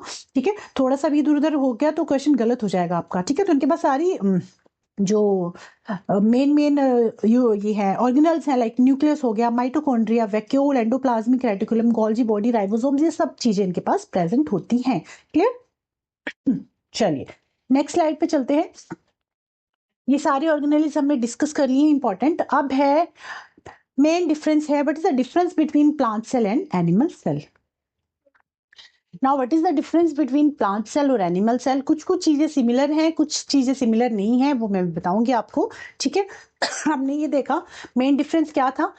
प्लांट सेल के पास सेल वॉल है, एनिमल सेल के पास सेल वॉल नहीं है ना, एनिमल सेल के पास सेल वॉल नहीं है। एक तो ये आपको याद रखना है। उसके अलावा प्लांट सेल के पास प्लास्टिड्स प्रेजेंट है, यहाँ लिख देती हूँ, प्लास्टिड्स प्रेजेंट है, टिक मार देती हूँ। यहाँ पे प्लास्टिड्स प्रेजेंट नहीं है। ठीक है, वैक्यूल जो है काफी बड़े साइज का है, एक ही वैक्यूल प्रेजेंट होता है इसमें, और इसके वैक्यूल की सराउंडिंग में टोनोप्लास्ट प्रेजेंट है। एनिमल सेल के पास जो वैक्यूल हैं उनकी सराउंडिंग में टोनोप्लास्ट प्रेजेंट नहीं होता। न्यूमरस वैक्यूल्स होते हैं, काफी सारे अमाउंट में होते हैं, न्यूमरस होते हैं, तो छोटे छोटे साइज के होते हैं। ठीक है, तो वैक्यूल यहाँ प्रेजेंट है, यहाँ पे एक है, यहाँ पे बहुत सारे वैक्यूल्स हैं, ये याद रखना है। उसके अलावा आपको ये याद रखना है कि जो एक और डिफरेंस था, हाँ, प्लांट सेल है, प्लांट सेल के पास सेंट्रियोल्स प्रेजेंट होते हैं। एनिमल सेल सॉरी एब्सेंट होते हैं प्लांट सेल के पास सेंट्रियोल्स, और एनिमल सेल के पास सेंट्रियोल्स जो हैं प्रेजेंट होते हैं, सेंट्रियोल्स। अब इसमें भी ना जो लोअर प्लांट्स हैं उनके पास सेंट्रियोल होता है जो कि उनकी मूवमेंट में हेल्प करता है, बट जो हायर प्लांट्स हैं उनके पास सेंट्रियोल प्रेजेंट नहीं होता है। ये भी नीचे देखेंगे। तो ये मेन चीजें हैं, मेन डिफरेंस है कि इसके पास क्या है क्या नहीं है, ये मेन डिफरेंस है, इन्हीं से क्वेश्चन बन जाता है। बाकी सारी चीजें हम डिस्कस कर लेते हैं कि क्या डिफरेंस है। देखो, plant cell they are larger than animal cells. Plant cell जो है बड़ा होता है as compare to animal cell, usually smaller than plant cell. Cell was present in addition to plasma membrane consist of middle lamina, primary and secondary wall, sorry cell wall जो present होता है, cell wall इसमें absent होती है। ठीक है, इसमें cell wall नहीं होती। Plasmodesmata present होता है, plasmodesmata absent होता है। Plasmodesmata क्या होता है? Plasmodesmata होता है, जैसे मान लीजिए कोई सेल है, मान लीजिए 2-3 सेल है, ठीक है, जितने भी सेल्स हैं, मतलब दो सेल्स के बीच में आपस में जो कनेक्शन है, जो टनल लाइक एक स्ट्रक्चर होता है, दैट इज कॉल्ड प्लाज्मोडिस्मेटा। तो प्लाज्मोडिस्मेटा क्या है? माइक्रोस्कोपिक चैनल्स हैं जो क्या करते हैं, एक सेल को दूसरे सेल के साथ कनेक्ट करते हैं। ठीक है, ताकि इनमें जो कम्युनिकेशन है, ट्रांसपोर्टेशन है, इजी हो जाए। ठीक है, तो ये जो प्लाज्मोडिस्मेटा है, प्लाज्मोडिस्मेटा क्या है? सेल्स के बीच में एक टनल लाइक सब्सटेंस है जो कि माइक्रोस्कोपिक है, माइक्रोस्कोपिक चैनल्स हैं आप ये कह सकते हो, जो दो सेल्स के बीच में, मतलब 2 या 3 सेल्स को आपस में कनेक्ट कर रहे हैं, दैट इज कॉल्ड प्लाज्मोडिस्मेटा। तो जो ये प्लांट सेल होते हैं इनके बीच में प्लाज्मोडिस्मेटा प्रेजेंट होता है। एनिमल सेल में प्लाज्मोडिस्मेटा एब्सेंट होता है, ठीक है। क्लोरोप्लास्ट प्रेजेंट है, क्लोरोप्लास्ट एब्सेंट है। Vacuole large and permanent, vacuole small and temporary, कार्टूनी होते हैं इसमें। तो tonoplast present around vacuole, tonoplast present है, इस केस में टोनोप्लास्ट एब्सेंट है। सेंट्रियोल एब्सेंट, सेंट्रियोल एब्सेंट होती है except motile cells of lower plant. Lower plants के जो मोटाइल सेल्स हैं, ऐसे सेल जो मूवमेंट करते हैं विद हेल्प ऑफ सीलिया और फ्लैजेला ना, तो आप ये कह सकते हो कि ये जो सेंट्रियोल्स है ना, हायर प्लांट्स में तो एब्सेंट होते हैं, बट जो लोअर प्लांट्स होते हैं उनमें प्रेजेंट होते हैं, और ये मूवमेंट में हेल्प करते हैं उन प्लांट्स की, ठीक है, उन प्लांट्स के सेल्स की एक्चुअली। तो सेंट्रियोल्स यहाँ पे प्रेजेंट है। Nucleus present along the periphery of the cell, nucleus जो है ना इस तरह से कॉर्नर पे प्रेजेंट होता है प्लांट सेल का, बट एनिमल सेल में जो न्यूक्लियस है वो सेंटर में प्रेजेंट होता है। Storage material is starch grain, जो स्टोरेज मटेरियल है दैट इज स्टार्च ग्रेन, और इसका जो स्टोरेज मटेरियल है दैट इज ग्लाइकोजन ग्रेन्यूल्स, ठीक है। तो this is all about the difference between plant cell और एनिमल सेल्स। मेन चीजें हैं, उन्हीं से क्वेश्चन बन जाता है। मेन चीजें तो ये है कि प्लांट सेल के पास सेल वॉल है, प्लास्टिड है, एनिमल सेल के पास सेल वॉल भी नहीं है, प्लास्टिड भी नहीं है, प्लाज्मोडिस्मेटा भी नहीं है, और टोनोप्लास्ट नहीं है। तो 3-4 चीजें आपको याद रखनी है, ठीक है। चलिए नेक्स्ट चलते हैं। टू रिमेंबर, ये इंपॉर्टेंट है, आपको याद रखना है, जो मैं पीछे बता के आई हूँ कि कौन कौन सी डबल मेम्ब्रेन बाउंड ऑर्गेनेल्स हैं, मतलब सब्सटेंस है सेल का।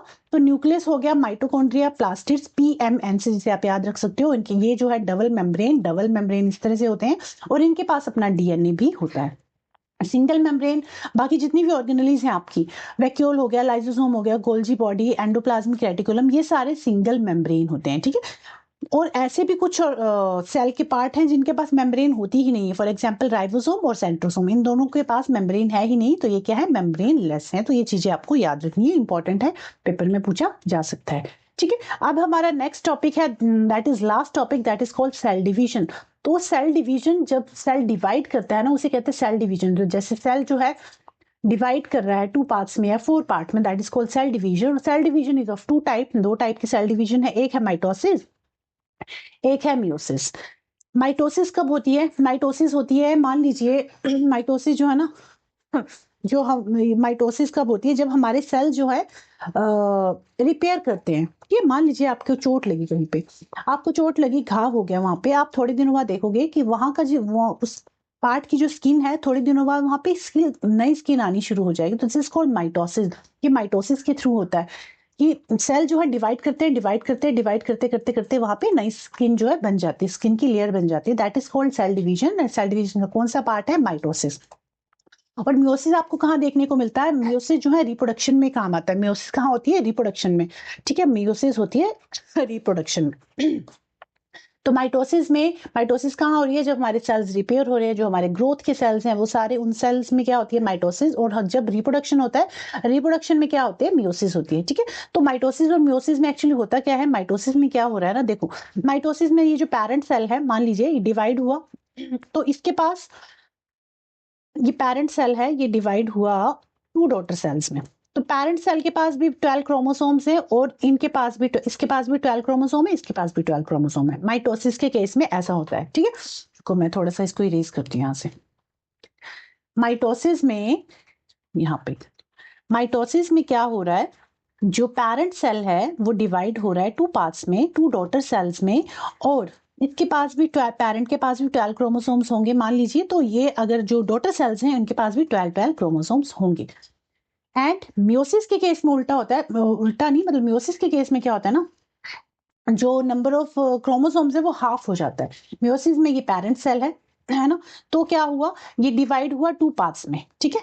2 पार्ट्स में डिवाइड हो गया, इसके पास 12 थे क्रोमोसोम, यहाँ भी 12 है, यहाँ भी 12 है। ये अगेन डिवाइड होता है 2 डॉटर सेल्स में, और ये भी 2 डॉटर सेल्स में। तो इनके जो सेल्स है ना, हाफ हो जाएंगे, 6 हो जाएंगे, ठीक है। मतलब इनके जो क्रोमोसोम के नंबर है हाफ हो जाएंगे। माइटोसिस के केस में 2 डॉटर सेल्स बनती हैं, और मियोसिस के केस में 4 डॉटर सेल्स होती हैं, और इनका क्रोमोसोम का नंबर हाफ हो जाता है, ठीक है। तो सेल डिवीजन क्या है? It is a process by which a parent cell divide into 2 और more daughter cell. It is a fundamental mechanism for growth, development, and replacement of damaged or old cells in living organism. Cell division is crucial for maintaining the continuity of life and ensuring the proper functioning of tissues and organs. Two main type के division है. First is mitosis. Mitosis is type of cell division responsible for the growth and maintenance of body cells. Somatic का मतलब होता है body cells. It results in the production of two genetically identical daughter cells, same number of chromosomes as the parent cell. Mitosis is essential for tissue repair, growth and replacement of damaged or burnout cell. Repair के लिए, growth के लिए और पुराने cells को replace करने के लिए काम आता है कौन? Mitosis. Meiosis कब होता है? देखो दो बार मैंने इसमें टाइपिंग कर दी है. मियोसिस क्या है? It is a specialised type of cell involved in the formation of gametes. Gametes क्या होते हैं? Sex cell. सेक्स सेल्स को कहते हैं गैमीट्स, जो कि मेल में स्पर्म होता है और फीमेल में एग होता है. ठीक है. तो it produces 4 non identical daughter cell, each with half the number of chromosome. 4 daughter cell होते हैं और सबके पास हाफ नंबर ऑफ क्रोमोसोम्स होते हैं. अगर पेरेंट के पास 12 क्रोमोसोम है तो डॉटर के पास 6 होंगे. ठीक है.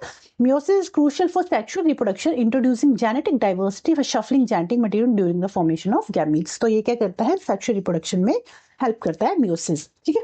मतलब दो टाइप का सेल डिवीजन है, एक है माइटोसिस, एक है मियोसिस.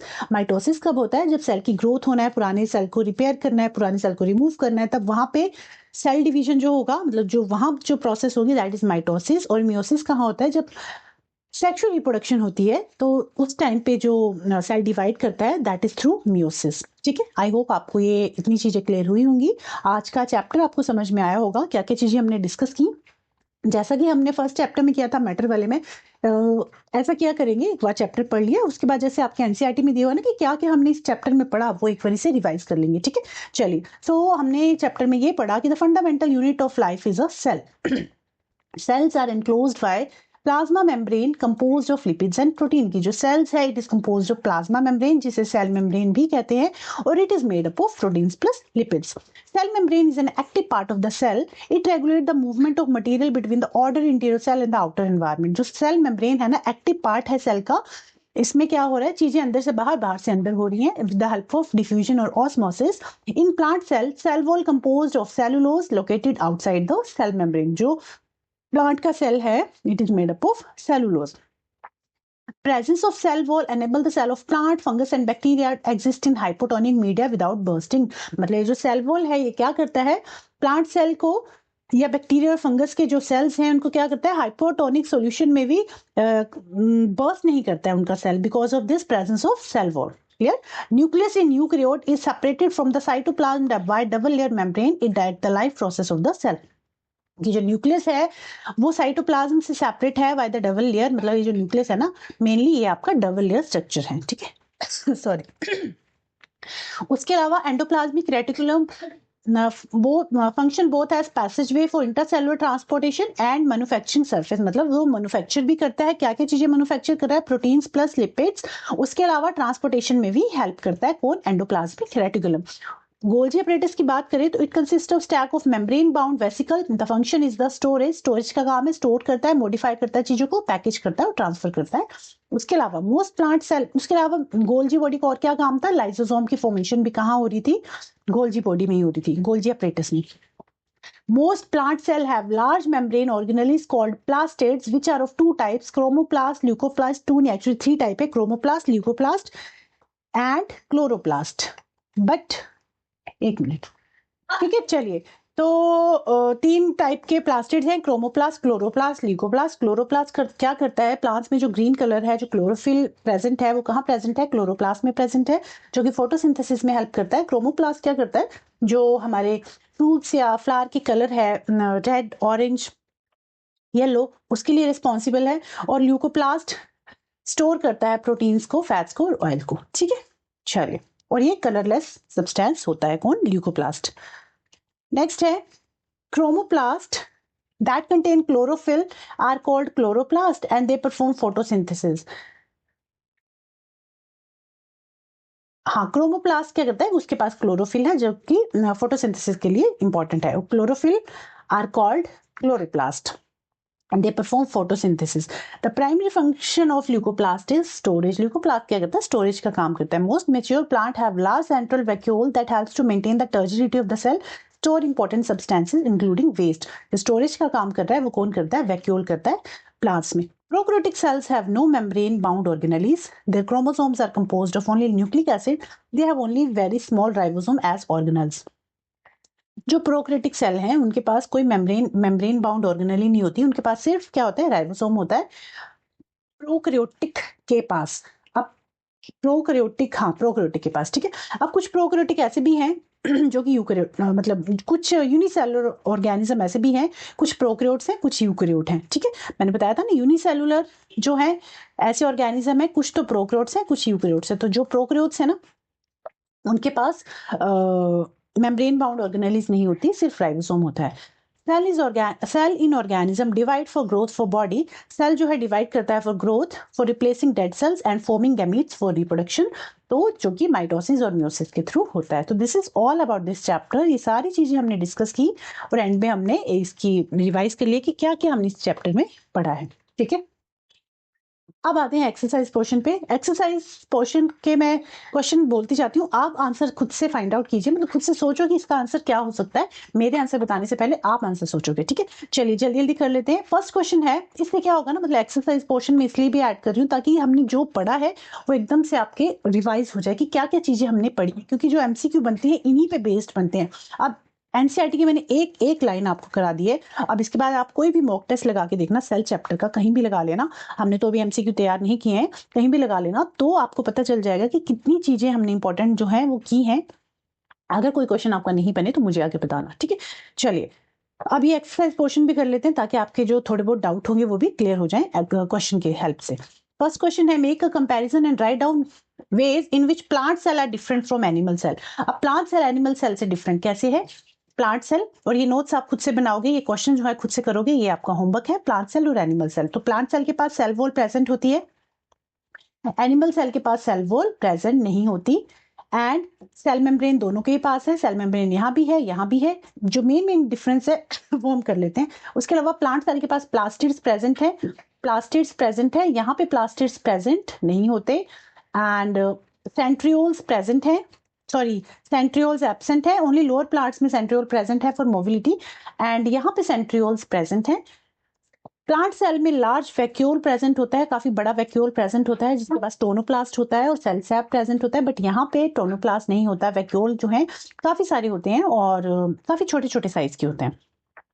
उसके अलावा था प्लाज्मोडिस्मेटा जो प्लांट सेल में प्रेजेंट होता है, प्लाज्मोडिस्मेटा प्लांट सेल में प्रेजेंट होता है, एनिमल सेल में एब्सेंट होता है। तो मेन डिफरेंस है, बाकी कुछ ऑर्गेनेलीज है जो दोनों में कॉमन है, प्लांट सेल में भी एनिमल सेल में भी, ठीक है। तो ये डिफरेंस हो गया प्लांट सेल का एनिमल सेल का। नेक्स्ट क्वेश्चन पे चलते हैं, सॉरी नेक्स्ट क्वेश्चन है, how is prokaryotic cell different from eukaryotic cell. की जो प्रोकैरियोटिक सेल है ना वो डिफरेंट कैसे है यूकैरियोटिक सेल के सेल से। तो प्रोकैरियोटिक और यूकैरियोटिक की बात करें तो प्रोकैरियोटिक के पास ट्रू न्यूक्लियस प्रेजेंट नहीं होता, ट्रू न्यूक्लियस जो है इसके पास एब्सेंट होता है, और यूकैरियोटिक के पास ट्रू न्यूक्लियस होता है, मींस उसके पास ट्रू न्यूक्लियस है, इसका जो जेनेटिक मटेरियल है उसके न्यूक्लियस में प्रेजेंट होता है, न्यूक्लियोलस प्रेजेंट है जो कि राइबोसोम सिंथेसिस करता है। बट प्रोकैरियोटिक के केस में क्या होता है, जो इनका जेनेटिक मटेरियल है वो न्यूक्लियोइड रीजन में प्रेजेंट होता है, न्यूक्लियोइड रीजन में प्रेजेंट होता है, यही इसका मेन डिफरेंस है। बाकी भी मैंने आपको डिफरेंस बताया है प्रोकैरियोटिक और यूकैरियोटिक में क्या डिफरेंस है। The main difference is this कि इसमें क्या है, और प्रोकैरियोटिक में एक और चीज है कि ओनली वन क्रोमोसोम प्रेजेंट होता है, और इसमें जो है काफी सारे क्रोमोसोम्स प्रेजेंट होते हैं, वन से ज्यादा क्रोमोसोम्स प्रेजेंट होते हैं इस केस में, ट्रू यूकैरियोटिक के केस में, ठीक है। बाकी साइज है 0.1 to 0.5 है, और इसका 10 to 100 माइक्रोमीटर साइज होता है। तो ये सारी चीजें हैं। उसके अलावा थर्ड क्वेश्चन है, what would happen if the plasma membrane rupture और ब्रेक डाउन। अगर प्लाज्मा मेम्ब्रेन टूट जाए, रप्चर हो जाए तो क्या होगा, जो सारी चीजें है ना, जो आपकी ऑर्गेनेलीज हैं वो सारी इंटरमिक्स हो जाएंगी। देखो यहाँ बनाती हूँ, जो प्लाज्मा मेम्ब्रेन है, मान लीजिए प्लाज्मा मेम्ब्रेन फट गया, ठीक है, रप्चर हो गया, तो सारी ये जो चीजें हैं सेल ऑर्गेनेलीज की बाहर आ जाएंगी in case of animal cell, but plant cell में नहीं ऐसा होगा, क्योंकि प्लांट सेल के पास क्या प्रेजेंट है, सेल वॉल प्रेजेंट है, तो इनकी जो है एक सेल से दूसरे सेल में रप्चर नहीं होगा, और ये सेल फटता भी नहीं है। क्यों नहीं फटेगा, क्योंकि सेल वॉल प्रेजेंट है। बट एनिमल ह्यूमन सेल की अगर बात करूं तो अगर ये अगर फट गया ना, रप्चर हो गया, ब्रेक डाउन हो गया, तो ये सारी सेल ऑर्गेनेली निकल के बाहर आ जाएंगी, ठीक है। फोर्थ क्वेश्चन है, what would happen to the life of a cell if there was no Golgi apparatus. अगर गोल्जी अपरेटस नहीं होता तो क्या होता, सेल की लाइफ क्या होती। तो अगर गोल्जी अपरेटस ही नहीं होता तो आप सोचो क्या होता, गोल्जी अपरेटस नहीं होता तो ये सेल जो मॉडिफिकेशन है वो नहीं कर पाता, चीजों को ट्रांसफर नहीं कर पाता, ठीक है, स्टोरेज नहीं करता। जो पोस्ट ऑफिस का सारा काम है जो गोल्जी अपरेटस कर रहा है वो नहीं होता हमारे सेल में, है ना। प्रोटीन लिपिड को जो ट्रांसपोर्टेशन कर रहा है ये वो नहीं हो पाता। उसके अलावा जो लाइसोसोम्स बना रहा है गोल्जी बॉडी, लाइसोसोम की फॉर्मेशन कर रहा है, जो लाइसोसोम क्या कर रहे हैं, जो पुराने सेल्स को बर्स्ट कर रहा है, वो नहीं हो पाता अगर गोल्जी अपरेटस नहीं होता तो, है ना। उसके अलावा which organelle is known as power house of the cell and why. तो power house of the cell किसे कहा जाता है? माइटोकॉन्ड्रिया को power house of the cell कहा जाता है। क्यों कहा जाता है? Because power house of the cell इसलिए कहा जाता है क्योंकि माइटोकॉन्ड्रिया के अंदर सेलुलर रेस्पिरेशन होती है जहां पे एनर्जी रिलीज होती है। That's why it is called power house of the cell. Next question है where do the lipids and proteins constituent the cell membrane get synthesized? Where do the lipids and protein constituting the cell membrane get synthesized? तो कहाँ बनते हैं lipids और protein? हमारे endoplasmic reticulum में। Endoplasmic reticulum का जो रफ एंडोप्लाज्मिक रेटिकुलम है वो प्रोटीन सिंथेसिस करता है, और जो स्मूथ एंडोप्लाज्मिक रेटिकुलम है वो लिपिड सिंथेसाइज करता है। सो नेक्स्ट 7th क्वेश्चन है how does amoeba obtain its food. तो अमीबा अपना फूड कैसे लेता है? तो अमीबा जो है ना सिंगल सेलुलर है ना। अमीबा अपना फूड लेता है with the help of pseudopodia, जिसे कहते हैं फॉल्स फीट। सूडोपोडिया की हेल्प से ये अपना खाना खाता है, और this is single cell organism. तो सारा इसका जो फंक्शन है वो एक सिंगल सेल ही कर रहा है, ठीक है। तो सूडोपोडिया की हेल्प से अपना फूड लेता है। What is osmosis? ऑस्मोसिस क्या है? ऑस्मोसिस क्या है? ऑस्मोसिस है transportation of water molecule cell से आउट इनसाइड द सेल और आउटसाइड द सेल। जो वाटर का ट्रांसपोर्ट हो रहा है दैट इज ऑस्मोसिस। और दो टाइप का हमने ऑस्मोसिस पढ़ा था, एंडोस्मोसिस में जब वाटर जो है सेल के अंदर जाएगा दैट इज एंडोस्मोसिस। एक्सोस्मोसिस में हमने देखा कि जब वाटर सेल से बाहर आएगा that is exosmosis. Clear? Next question है carry out the following osmosis experiment. एक एक्सपेरिमेंट आपको दिया हुआ है। Take 4 peeled potato half and squeeze each one to the make potato cups. One of these potato cups should be made from boiled potato. Put each potato cup in a trough containing water.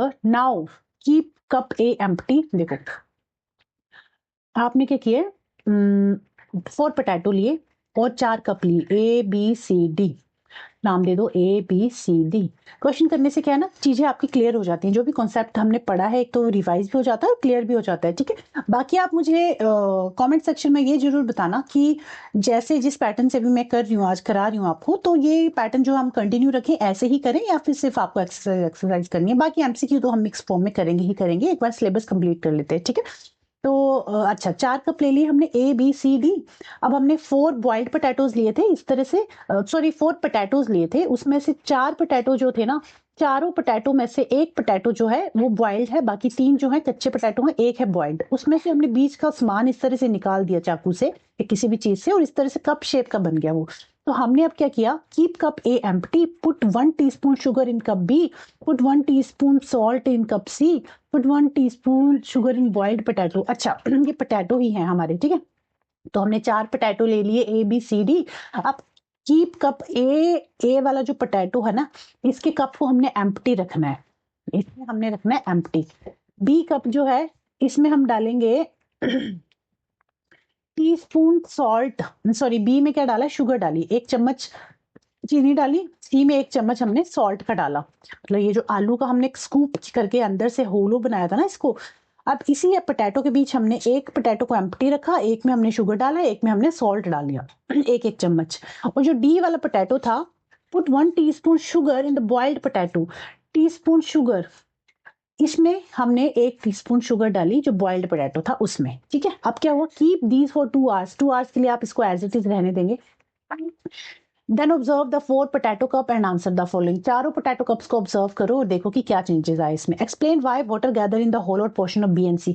B और C वाला जो है ना, इसमें water collect हो जाएगा यहाँ पे। वो वाटर कलेक्ट क्यों हुआ, तो क्यों हुआ, क्योंकि क्या हो गया, ऑस्मोसिस हुई। वाटर जो है हाई कंसंट्रेशन से लोअर कंसंट्रेशन में चला गया।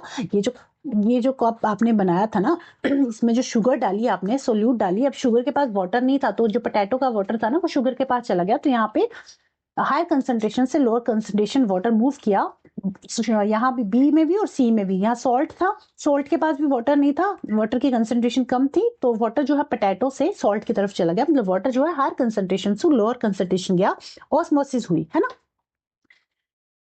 तो फर्स्ट में ऑस्मोसिस हो रही है और वाटर जो है हायर कंसंट्रेशन से लोअर कंसंट्रेशन जाता है, तो इसलिए बी और सी में वाटर जो है कलेक्ट हो गया।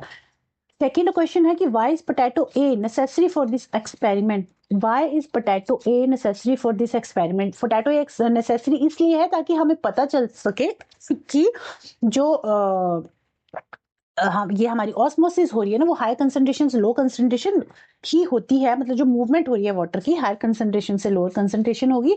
बिकॉज ए में हमने कुछ लिया ही नहीं था, हमारे पास कोई सोल्यूट नहीं था, तो इसलिए यहाँ पे कोई प्रोसेस जो है वो नहीं होगी, कोई वाटर कलेक्ट नहीं होगा क्योंकि यहाँ हमने कोई सोल्यूट नहीं ऐड किया था। ठीक है, तो सॉल्वेंट मूव नहीं किया।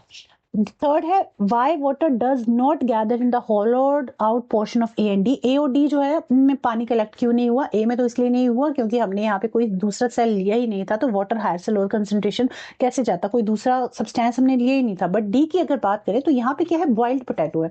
और मैंने आपको पीछे जब पढ़ाया था, आपको मैंने एक रियो लीफ का एग्जांपल दिया था कि रियो लीफ को हमने बॉयल कर दिया, फिर उसमें हमने शुगर सॉल्यूशन डाला था, तो क्या हुआ था? कोई चेंज नहीं हुआ था, कुछ नहीं हुआ था, है ना?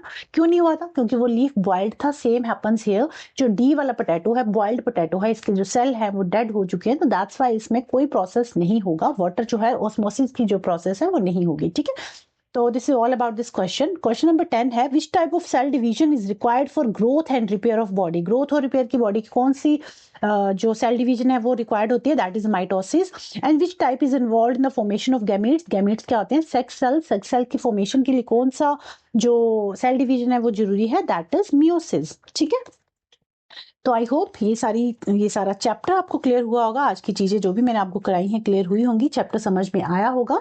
और काफी सारे क्वेश्चन इस चैप्टर से बनते हैं। जितने भी आपके इंपॉर्टेंट एग्जाम है ना, जहां भी क्वेश्चन प्रीवियस अगर आप करते होंगे, लगाते होंगे, तो आपने देखा होगा कि इस चैप्टर के कितने क्वेश्चन आपके बनते हैं। तो ये जो चैप्टर है, ओके, तो ये चैप्टर आज ये जो चैप्टर है हमारा हो गया कंप्लीट। एंड इस चैप्टर के नोट्स आपको मिलेंगे मेरे Telegram channel Rishu science academy पे।